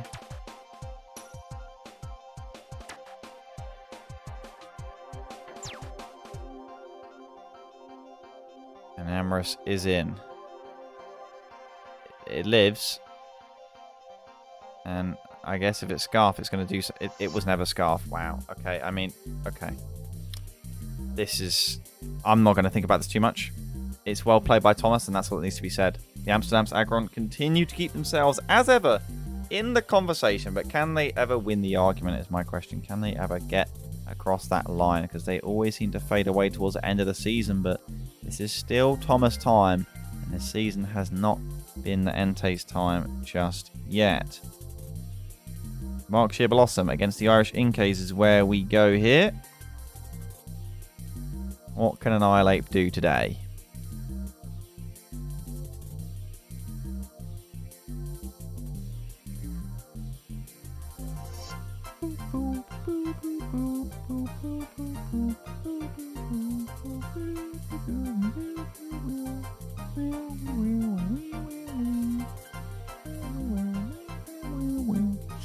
Alright, there's a Bellossom. Holy shit. Based a Bellossom used by the Bellossom. And actually, it's a goated Bellossom battle. Holy crap. The sun, it will absolutely adore. Look at this fella go. Fella with the Bellossom hitting the sleep powder on the Volcanion. It couldn't be going any better thus far for the team in green. As a Torkoal will come in, Rotom, Wash, and Bellossom look like they have this entire battle down, I have to say. Well, there's a Hydro Pump. Guess it doesn't matter. No turns of sleep burnt just yet. There is the Volt Switch. Into Diancie. And who wants to switch into this? Is it Scout Volcanion? No, it is not. An Earth Power, though, a slight bit over-predictive from Bella, who does not get punished by a Waking Volcanion. The Power Gem. Power Gem seemingly favoured so far by Bella over Diamond Storm for much of this season. Nice that it can't miss, that's for sure. As there is the, was it Steel Wing? Or, oh, it's got Iron Head. But U-turn. Iron Head was predicted by Bella. It's a nice U-turn from Matthew of the Inkays to get in the Slither Wing. How much can it do here? I don't understand which move it's going to be pressing. Arcanine seems ready, but Annihilate comes in, of all moves. Flare Blitz just, it lives? I mean, I know it's not Stab Flare Blitz, but what the fuck? I can't believe Arcanine didn't come in. Well, here we are. Arcanine being saved for Roaring Moon, I guess. There is an Arcanine in on the Slither Wing, of all things. And, well, that takes a fair bit less. Interesting. Help. I've just accidentally clicked my taskbar and hit Dota. That's not good. Teleport out from the Arcanine. Diancie is here. Rotom fan is probably not what I would call a Diancie switch-in. I mean, Diancie and Bellossom and Rotom Wash, I mean, this is a disaster of a matchup for the sunny side of the Inkays, I have to say. I'm not sure what they were meant to do, but it certainly wasn't this. What kills can they get? 12 turns in, and the outcome is pretty set. But Thunderbolt will kill, thanks to Photosynthesis. Terra Fairy, questionable. Now with no Arcanine. Terra Ice.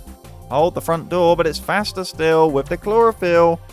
Hits the Sleep Powder, and Bellossom doesn't miss.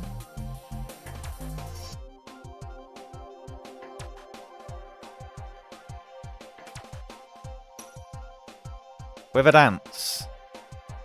Can it kill? What moves does it even get? Just Moonblast. Down it goes.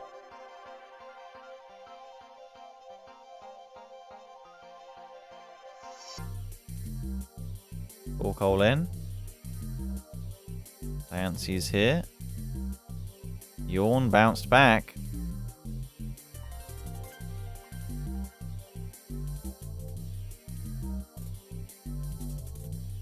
Rotom fan sacked. It's just too much, isn't it? It's just too much. It's too much. Bonk.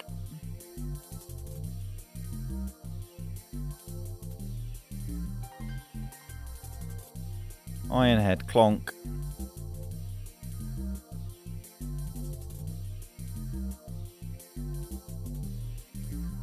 Terra Ice means it can be Volt switched on as well.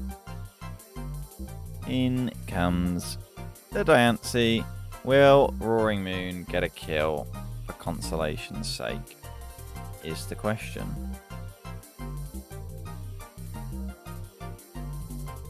There is the Iron Head. Is it choiced?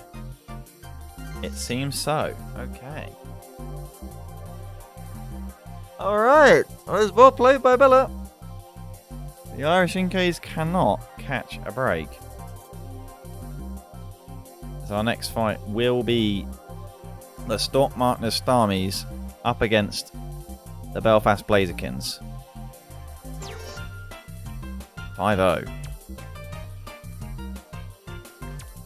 Okie dokie. I've got an old Blazikens logo on the screen. Don't ask me why.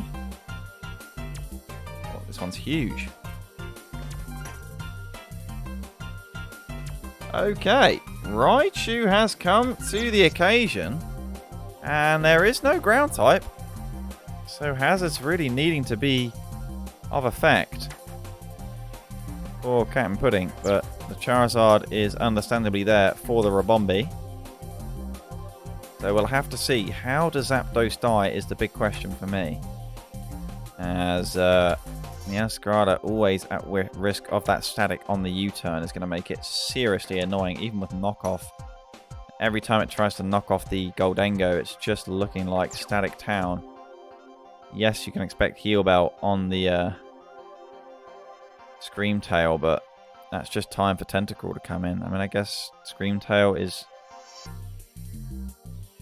actually going to be Goldengo switching in, because otherwise it's pretty annoying for everything else. Screamtail doesn't get Heal Bell? Oh. Well. This doesn't look very possible then. Good luck to Starmies. Good luck to Sniper. We'll have to see. Well, Mega Lopunny is here, collecting its free damage. This is where it's Scarf, Hurricane, Charizard right here. Pudding probably going to switch out in case, and indeed it does, to Tentacruel. Screamtail is in. Trying to catch a U-turn. Looks like Rocky Helmet, Screamtail then as the Lopunny switch in, one would expect. Sludge Bomb catching and poisoning the Raichu. It's going to have to Volt Switch for very little effect. And I mean very little.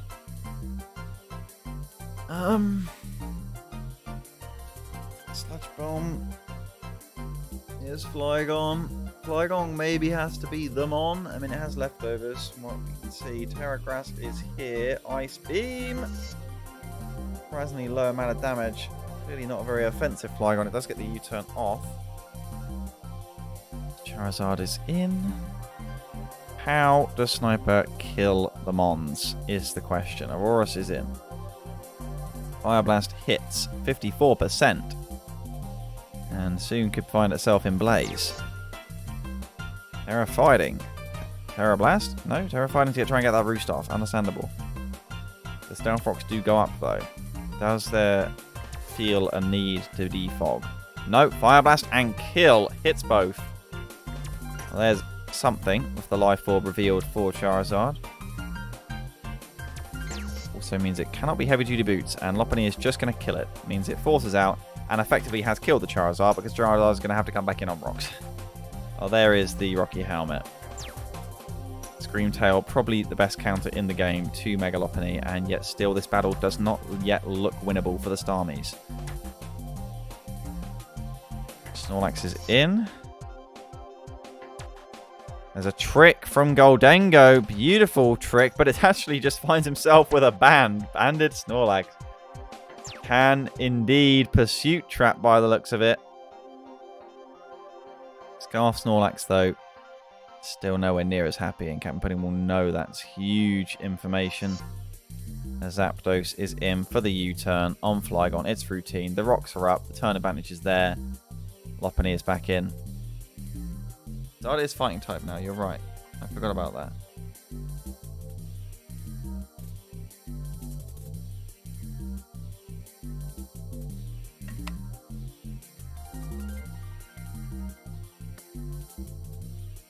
Wish goes up. These Sludge Bombs are going to hurt.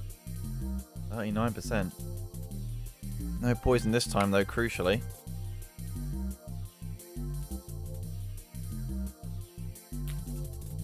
Dude, Tentacruel is so happy to just recover up. There's Terra Grass as well. This Raichu is not going to have any impact. Snorlax is the one who had to be, but its band has been taken. This trick from Goldengo just sealed the deal. There's no surprise factor possible. The Rabombi's still in the back. The Lopunny is claiming damage every time it comes in. I mean, Rocky Helmet is doing work, but still. Just another U-turn. Could even be Roosh. There's no rush. There's something sad, as I find maybe it is the case for Sniper during this battle, when you know what your opponent is going to do, but you really cannot seem to do much about it. And that seems to be the situation Sniper finds herself in right now. Fake out is cool, I guess.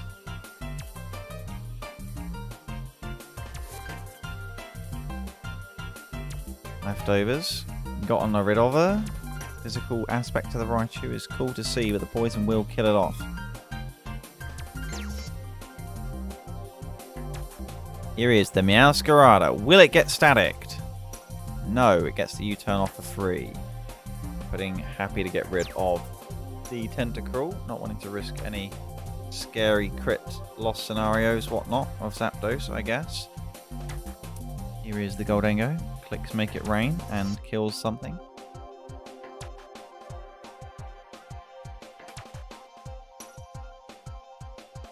And it's Flygon.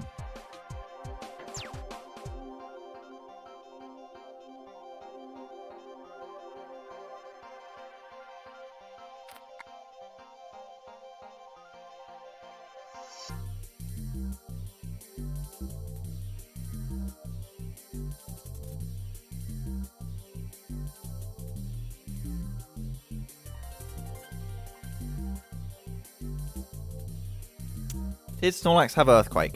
Would it have changed the battle if Earthquake was clicked? No, it just wouldn't have. Here's Zapdos. Let's check the damage. Bang. Play rough. Stab. 28%. You just know immediately it's going to be static. It just immediately. I mean, ultimately, wasn't enough damage. And that is that.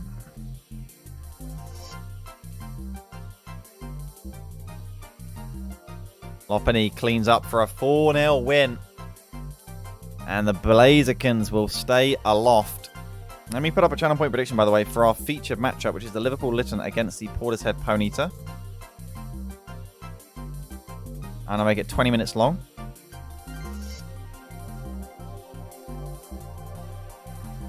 Cool.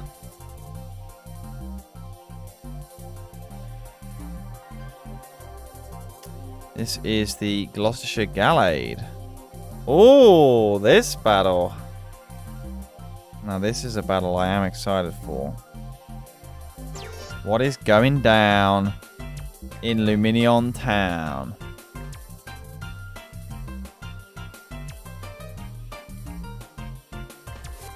$74K on the featured matchup prediction. What the fuck?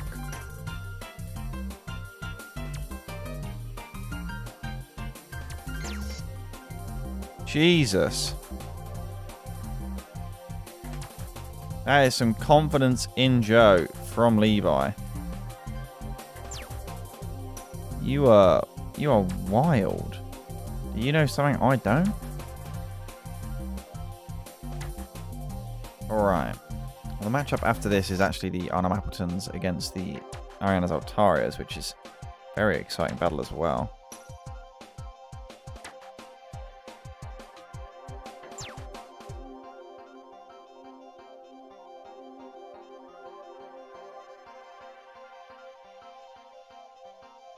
Okay, Stantler and Spidops. I am ready for content.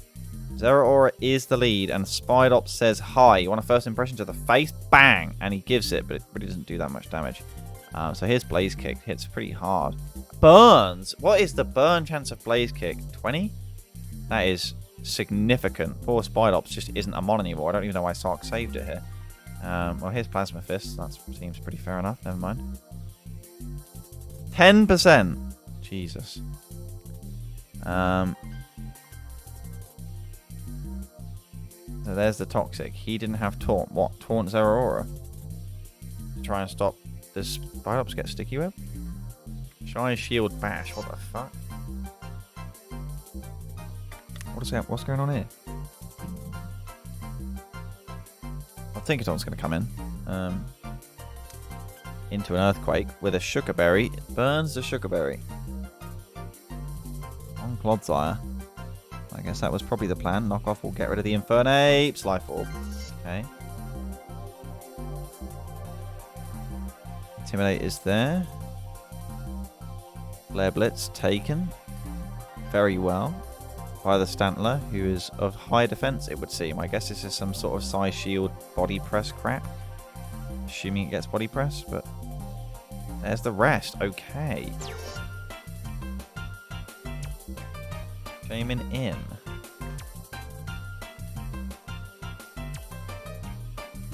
Oh. Cleavor says hi to your Stealth Rocks. That's at 36%. Choice Scarf. Yoinked. Pickpocket going hard. Stealth Rock there. But of course, knowing that it's now Choice Scarf, Stealth Rock. In comes Shaman. On Spidops. But Spidops is burnt. Oh my goodness. This is so sad. Will Shaman Terror? No, it just kills. Okay. Stand like around Eviolite now?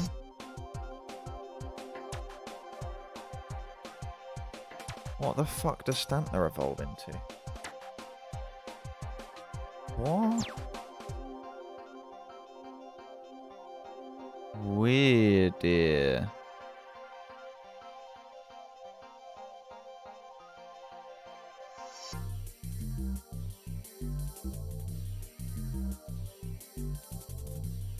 What is that?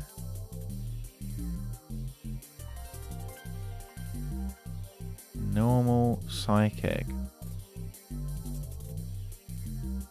Bro, what? Not even that good.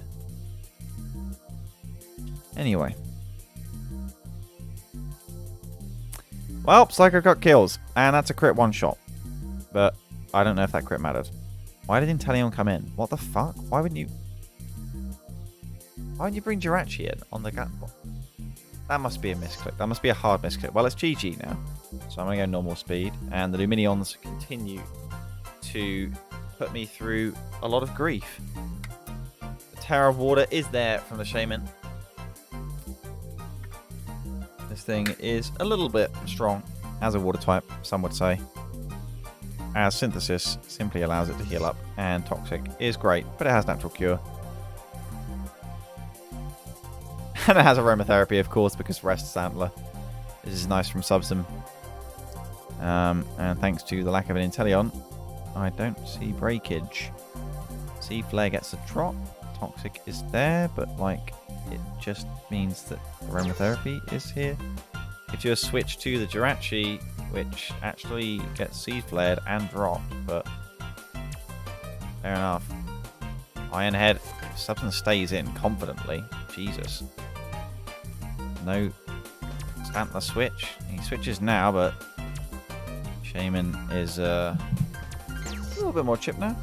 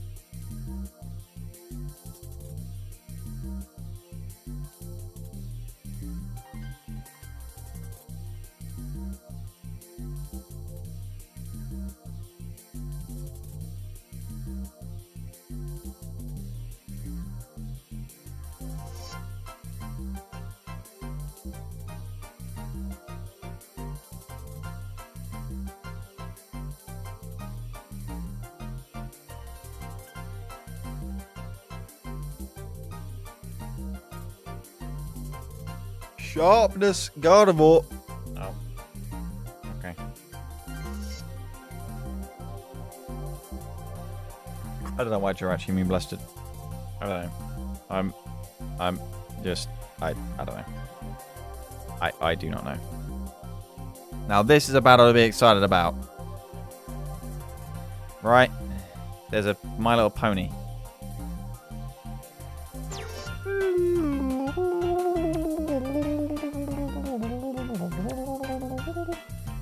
Very good if you're a max death. That seems like a lack of calc right there. But I respect a lack of calc.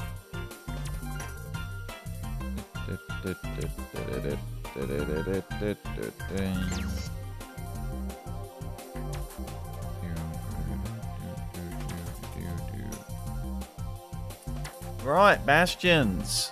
The Articuno. How hard will it go?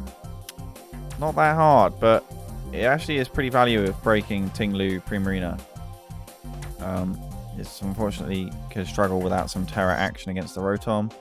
And it kind of wants to be scarfed for the Beedrill. So, interesting to see. I mean, Beedrill's pretty depressed here anyway, as Gliscor exists. So, it's pretty good for the Appletuns, but this is a really important matchup. I mean, you can consider the standings of the Smiles Conference. And you see that the Appletuns and the Altarias are 8th and 10th, respectively. And this is an absolutely momentous game, given that a win for Ariana would put them above Bastions most likely, as a fake out is there. As we see Poison Jab kill the Primarina. That is wild. What?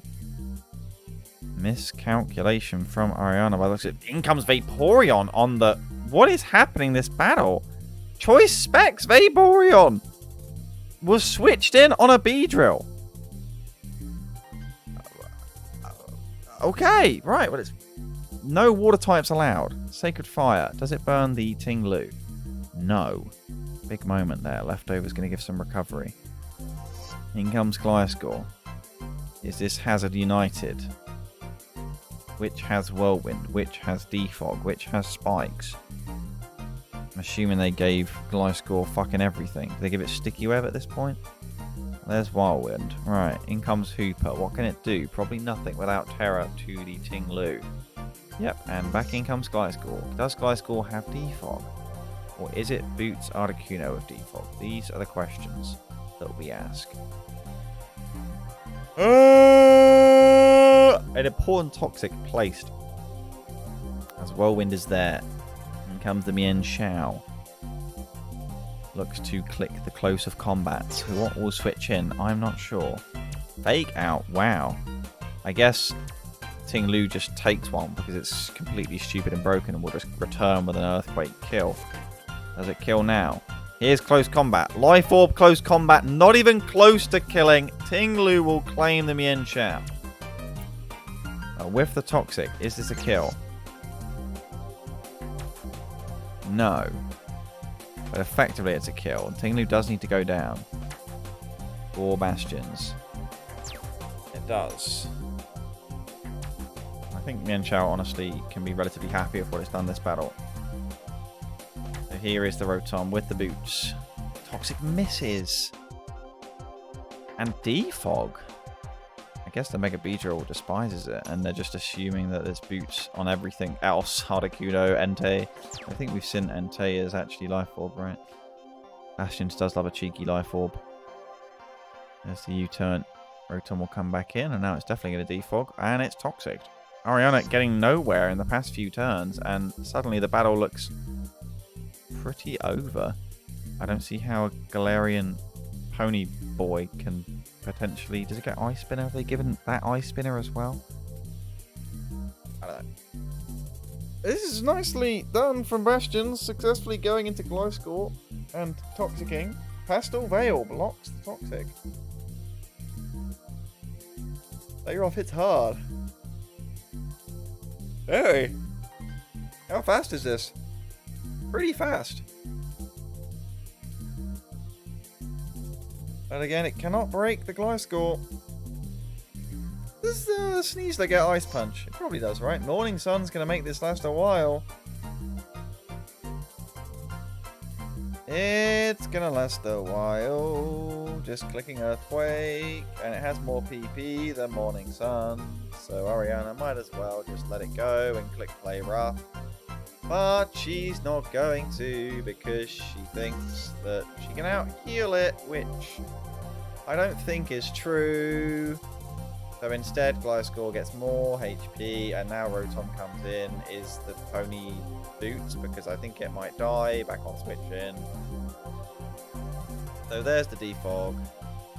Neither does not get any ice moves. Okay, so Gliscor wins anyway. Stone Edge hits. And thanks to the classic old Life Orb Bosch, there it goes. There is. Heal with E-Speed. Can it kill?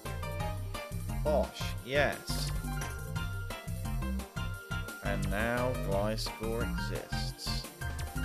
And poor Articuno did not get to play this battle.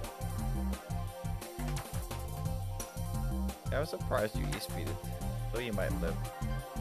Oh, the balloon. Hold up. The balloon. The balloon. This can't touch it. This can't touch it. Oh my god. That air balloon Sneasler. Fuck this mon. Right. So we have the Rotoms against the Scorbunnies. There's a Rapidash somewhere there. That's not just a really cool cape for Iron Bundle, trust me. Togedemaru is in the club. Now, this is going to be a base battle right here. Here is the Iron Bundle. No one cares about that. They care about the Togedemaru. In comes the Endeavor. It's level 1. It's flipping level 1, baby. Spiky Shield! But it's Earthquake.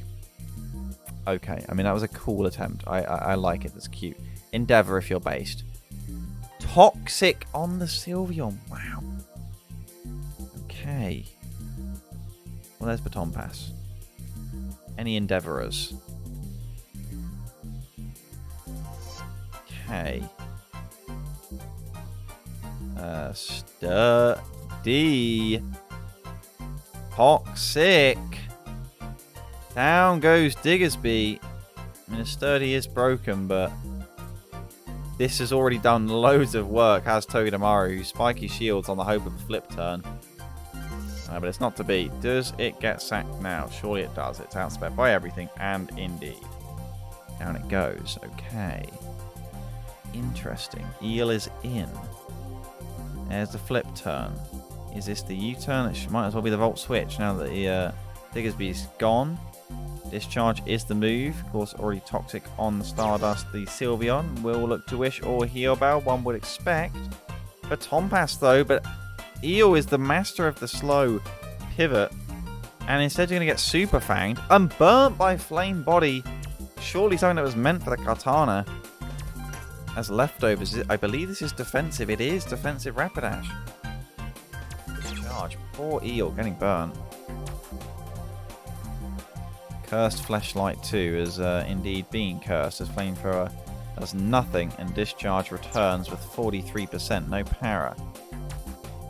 What's going to be the Katana answer then? I guess Scarf Iron Bundle outspeeds it and pretty much always kills it, one would expect. In comes Dragapult on the Protect. Dragapult, what's it going to do? Substitute or does Shadow Ball for some damage? Either works. Apparently Thunderbolt. Okay. Fair enough to me. Sylveon in. In comes Volbeat, looking for an encore opportunity as Wish goes up. What will be the play from Chickenator 2? It is just encore, okay. Casper not respecting it, potentially predicting an over-predict and a U-turn. And well, now it could be U-turn after the switch is pretty much forced now. Corviknight is in. It's light screen, okay. This angry big bird gets tricked a ring target, meaning attacks can't miss it, I assume? What's that good for? I'm missing something here. I'm excited. Immunities granted by its type are negated. shit. It's now able to be hit by poison and ground and toxic. Oh, what's Seismitoad going to be doing then? Because this sounds fun. Light screen is up. Seismitoad for the Rain Dance? For Outspeed Bundle? Well, it's an Earthquake. It hits pretty hard. Freeze Dry switching only really exists for Eel, and Eel is pretty low. There's the Steel, though. The Terra Steel! As it's going to be able...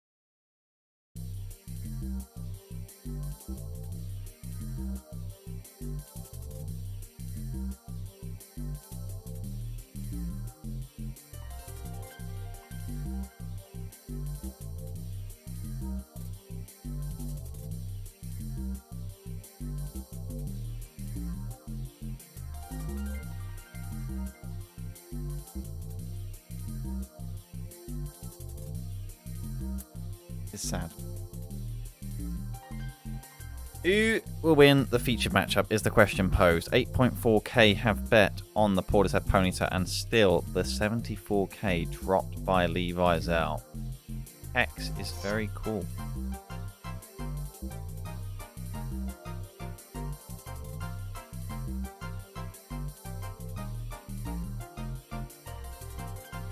Iron Bundle followed its instructions.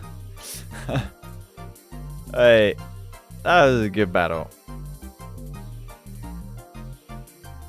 Alrighty, well, I have a featured matchup to set up, and your channel point prediction is closing, ladies and gentlemen.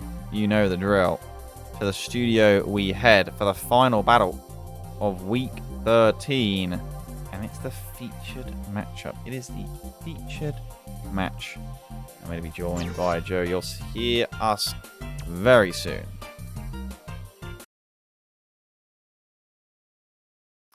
Welcome, ladies and gentlemen, to the Week 13 featured matchup. Here it is, the Liverpool Litten against the Portishead Ponyta, right up near the tip top of the Smiles Conference. How are you feeling about this matchup? Why this matchup and the season so far, Joe? Well, for the season so far, there's definitely room to say I've had some good fortune in some of the more recent games. For the game specifically, it's basically just dealing with the big threats that Harry has on his team. He has that 20 kill Urshifu, which, as you can see in the team preview, isn't even present, and that very much surprised me. The Zoroark, which can be hidden behind anything, and I have to figure that out. And, well, we all know what a Togekiss can do on a good day. Especially That is back in true. the day, but we don't talk about that one. We don't talk about that one. The Urshifu, I'm assuming, didn't come due to the combination of Skarmory and Terra Chestnut, kind of making it a bit sad, but... is And that... also, apparently, Latios. Yeah, fair. Because I I talked to Harry mean, about it after the game, and he was like, he didn't want to deal with Latios, and yeah. you'd have to scarf it, and it's awkward. It's like... team preview, does that make you a little worried that you haven't seen the Urshifu, or does it just make you happy? It means that a couple of the things that I've brought aren't gonna do anything, but obviously not seeing his kill leader is a relief in itself. How happy are you to have a Mudsdale? Extremely. Yeah, It just holds the line. it does. I feel like this is a guessing game of the classic Jolteon. It's not Regirock like the Snorlax is, but the Jolteon Zoroark combo. It's actually quite obnoxious. Like, are you expecting him to Yeah, lead with sure. it, or? I wasn't 100% on what the lead would be. It probably I was expecting either like something with a pivot move. So I wanted to lead with my own pivot in Raikou. Okay, let's see. So we have a Harry lead of the Togekiss or the It actually is a Zoroark. Togekiss. I confirmed this before coming onto the stream. This actually was Okay, Togekiss. this was Togekiss. That's cool for us to know, but you didn't know this at the time, I and did it's not kind know of this at the it's time. very annoying because you don't feel like you can freely Volt Switch. No, but at the same time, I'm still happy clicking it because I've got a couple of turns planned ahead here. Okay, well this is good that you have planned ahead. The Jolteon So he does is go the into hard switch. Jolteon. Okay. Yep, and it is indeed the Jolteon because it has Volt Absorb. Yes. The obvious switch is the Mudsdale, which is what I do, and he clicks Calm Mind, which is a good play. Now, Right. Jolteon's only button to click here would be a Terra Ice, which, because there's a Mudsdale right there. Mm-hmm. Just Good play. Now, right. Jolteon's only button to click here would be a Terra Ice, which, because there's a Mudsdale right there. Mm-hmm. Just tear at anything So, because for some reason it's tier knowing 3. this, and it wouldn't be Terra Grass because then it would not do anything to Chestnut. So this is always Terra Ice Jolteon. So I read the Terra, and I Terra myself. Okay. And You because it is Terra. indeed Terra Ice, I Terra Water. He Terra Blast, giving me the stamina boost, which Oh makes this my. body press super effective and kill. It's body press as well. I thought it would be Yeah, like just earthquake for damage. Oh, Earthquake didn't kill because it's ice. I have no idea what's come on Spotify. It's potentially playing piano for Harry's soul after that Oh particular god. moment. I just don't know. I was so Why? happy with these 3 turns. You see, this is what Generation 9 has done to us. Is that really Harry should be clicking Thunderbolt on the Mudsdale? In hindsight, Yeah. I cannot believe he didn't do that.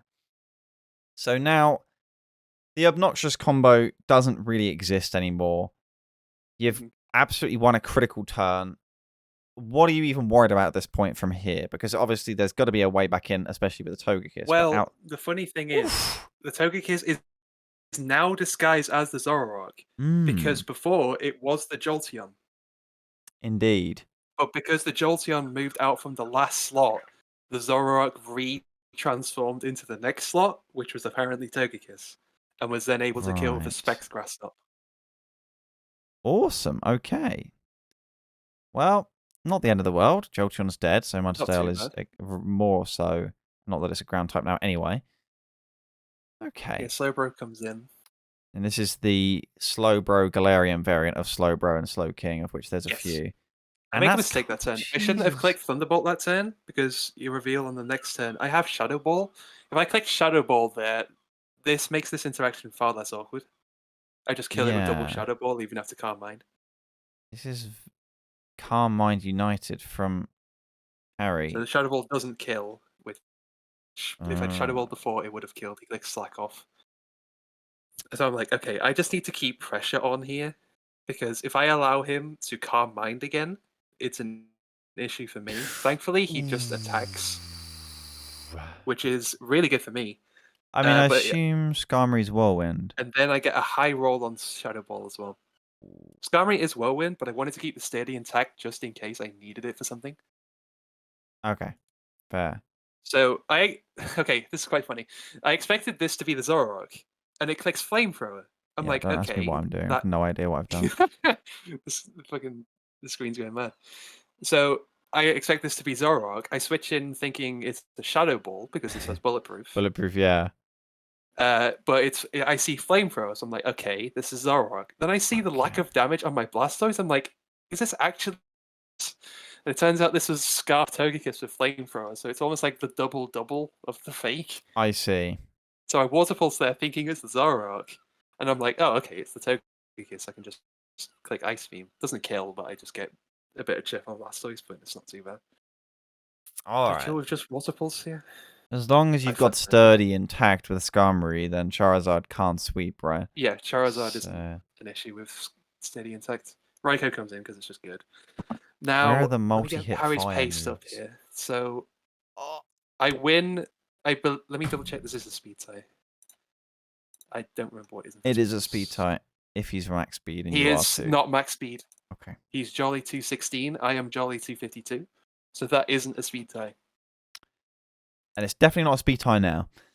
It's definitely not a speed tie now because I get the full para, which is unfortunate, and he gets full parried. How are you gonna get 2 of your mons killed now? Is the real question at this point. One of my mons has something to say about that. You'll see in a minute. Okay. So this is actually the Zoroark, but I was happy clicking Volt Switch regardless. Going to Chestnut because it's done its job.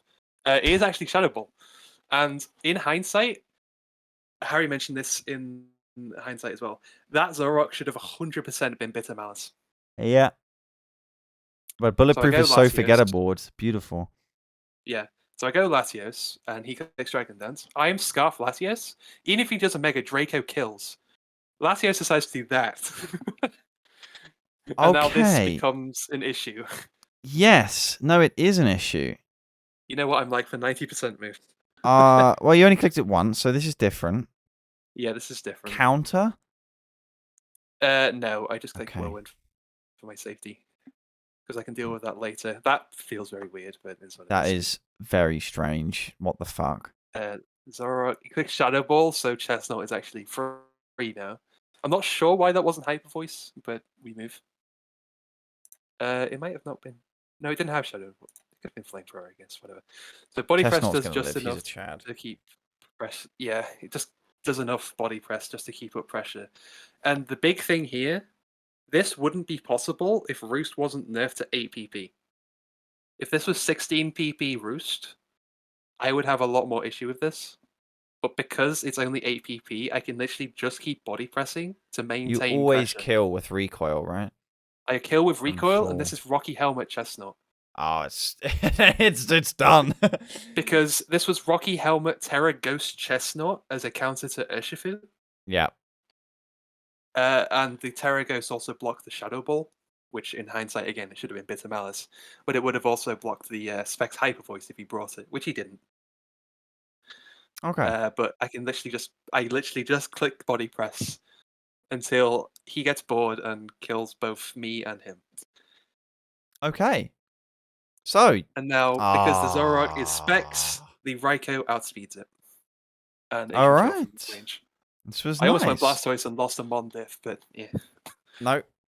It's cool. And the ascension continues. The 74,000 channel points of Levi are safe. I think he'd be glad to know. Yeah, he'll be very happy about that. But it's not a 3-0. Are you satisfied with battle? Are you happy? Yeah, I think so. There was definitely the fortune on the Sneasel, but like I said to Harry jokingly afterwards, if the Sneasel didn't get parried, the Draco on Latios would have hit. It's just one of those things. It's a 10% for a 10%. It's probably true. I am surprised he wasn't at max speed though to try and at least speed tie. It's just like I just don't know how I feel about the Jolteon Mudsdale interaction. It was so based, but it was such an epitome of what so many critical turns of the battles have now become. Pretty much. It was very cool of you to 5-head your way around it and the choices. I will bring up the standings now that are very scuffed because Smiles apparently just don't do scheduling well. And it has put you into the top 2 on a little waterfall of Mon difference here. Okay. And what's very interesting, I still have to play both Subzan and Bella. Ah, nice. Subzan is week 15, Bella is the final week. Nice. But it's in your hands. It is. That's cool. And you could be joined by Yeti. It won't be on the same Mon difference, but... yeah, who is Yeti playing, actually? Be the 10-3 club. Yeah, you actually already were second, of course. You've actually been caught a little bit. Yeah, by Mondiff, yeah. My Mondiff has actually been pretty decent this season, which is something I'm not usually good at. I'm a little bit stressed out for this section of the table, especially given that the Scorbunnies were denied access to the 6 and 7 club. Straight up, they got I don't know how you feel about this scenario. I got so depressed with when Azazel got frozen there. I was a little sad. He had it in the bag, he terrored, he played around it, and then gets punished. It's like, really? You can't ask for a better time. It's unfortunate, but it's kind of cool for Casper to escape the 4 and 9, which currently no one's actually on because there's so many missing battles. Because there's 2, isn't there? Yeah. Is this Thomas's season? I mean, forget everyone else. Forget if Sniper is going to somehow tilt after a very depressing Blazikens battle out, or the Altarias to actually regain after despair last season, or if the Appletons are going to continue being good. The Lumineon, we don't talk about what they've done. But the Aggron, is it Thomas's season, Joe? That's what I want to know. Hmm. See, I'm really on the fence about this because You're on the fence. No, I'm not. I don't think it is. Because Oh. I want him to succeed, but at the same time, my game against Thomas was the worst game I've played, probably in Sgfm, Fair. just generally. Thomas can do so that, I'm though. slightly triggered about it. But at the same time, it's like, he deserves some love. You would expect him to probably get 2 wins minimum of these final. What's he got left? I mean, 2 wins could be enough if results go his way. For sure. Even if he finishes 8 and 9, it could be good enough. But he's never really been a master of Mon difference, so I would suspect he kind of needs 3, and that's very difficult given that he plays. He is negative and still. It's just that he's not in negative Mon difference. Yeah, but then he's competing with Ariana and Bastions, so it's kind of rough. Because he does play the Starmies and the Appletons, which is the coolest part about that, though. Well, the Appletons game is huge. Holy crap! It is. Starmies game, I don't know.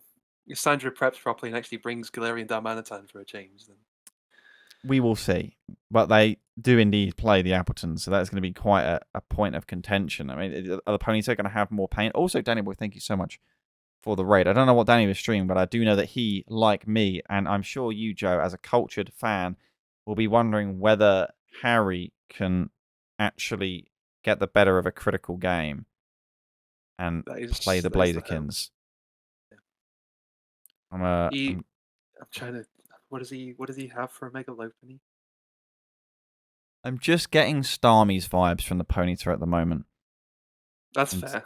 In terms of ability to perform to the highest caliber and then not even come close to beating players at the top of conferences. That's a fair analogy, yeah. It's fair, but it's harsh and sad because I don't like it and I want it to change. Leave Sniper in their niche. That's fair. Sniper doesn't deserve it after that Blazikens game. The Gallade play that Altaria is actually a battle I could see Subson losing. Not to say bad of Subson, but I don't know. I feel like Ariana's got something awkward about her this season. Especially with Sneasler. Yeah. I've never known what to think of Altaria's games this season. Oh, I mean, the Gallade, what do they have when Diaclaw gets clicked? I guess they have a Nidoqueen. They have a Tinkerton. Yeah, but like, surely Sneasler gets a move. It just close combats it in the face. Yeah. Nidoqueen. Not even there. I don't know. He's just going to bring Stantler and Terra. That's it's going to be chill. Oh, God. Terra Poison Stantler. Easy Sneasler counter. Terra Ghost works. In fact, possibly even better. Yeah.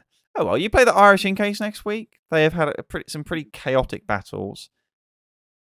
Are you going to beat them 3-0? Are you going to beat them at all? I take nothing for granted. I can't tell you what the result will be at this point. Do you have any interest in the Miles Conference and what's going on? Yeah. Like, there's been some definitely interesting stories in the Miles Conference with I think there's both the Snorlax and the Oshawott in particular proving that they're strong contenders, which is good to see. Well, the Snorlax play the Red Hill Regirock next week, which is that's a big game. Quite the battle in terms of the most important thing, which ultimately isn't do you finish top 2, do you finish top 2? It's are you actually in playoffs? And frankly, these are the battles that are the juiciest come the end of the season. If we do have Lunala's, Combees, Boldore, Litwicks. As a feature, oh my god. Of interestingness. Anything can happen in that game. That certainly will, and it will. Anything can happen, and it will. The Jersey Jolteons against the Bucking Bonsly is also a real sleeper game. Speaking of the Tampa Turtwig Oshawott similarly. That's fair. Is the Mon leaderboard up to date? I actually don't know. Well, Goldengo's near the top, and so is Mega Lopunny. I'm sure you'll be shocked. Celesteela, still chilling. Where are you? You have Raikou. Raikou in 10th. Okay. Yeah, not bad, not bad, not bad. Kind of a sleeper threat, I think, honestly. 14 and 3, he's just kind of been doing exactly what he used to do. Just wait, so every time Raikou has died, I've lost. Noted. Fair enough. Tramper, still up there from the 4 battles. Annihilate has only come to 4 battles since mid-season. The sad thing is, I think my second Mon is still Ursaluna. I will check. It is. Oh yeah, my god. and it's in bold because you threw it in the trash can.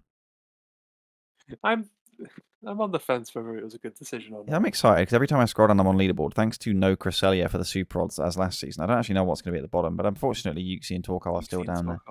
Yeah. And Rotom is still just doing the value and working for a very low wage. There's another Torkoal as well. There is 2 Torkoals. Poor Torkoal, man. He's a combined 5 and 22. That's like a Hitmontop KD. It's actually a Hitmontop KD. There's actually only 4 weeks left. We're literally like a month away from playoffs. It's kind of wild. Yeah. This season has kind of flown by for me. I don't know what it's been like to play. I imagine. Yeah, I was about to say. I imagine from the outside, it's a very different perspective. It's really flown being by. In it. Get you back in for the next season. I think just the first half, there must have been a lot that happened. I just don't remember because you don't really know what's happening until the second half of a season anyway. And by that time, playoffs just sort of rolls around. But we will see. We will see. Last week has plenty to look forward to. We'll have plenty of time to look forward to that. Hopefully, streamers, as today somehow miraculously was, on time and on schedule for Sunday. Unless I'm forgetting something that's happening. I don't think so. I'm highly unorganized and my life is a mess at the moment. But I think it could be on time, which would be nice. You won't be a featured matchup anymore, which would be a shame, Joe. But we will have Failius, who is a close second, I would imagine, and his experience. I mean, I'm already lucky for being allowed to do 2 in the season in the first place. So hey, take that. I mean, we'll take the Joe. We'll take it. If no one else is going to step up out from the shadows, you can step. And that's I think good. I messaged Rye like week 10, and Rye was like, I'll make a note of it, and if anyone else steps in, then we'll fill them in. And do we have features locked in for the rest of the season? We have Nelson, we have Tim. Apart from the last week. Nobody is featuring last week. Ooh. That might actually be a good idea to keep tension.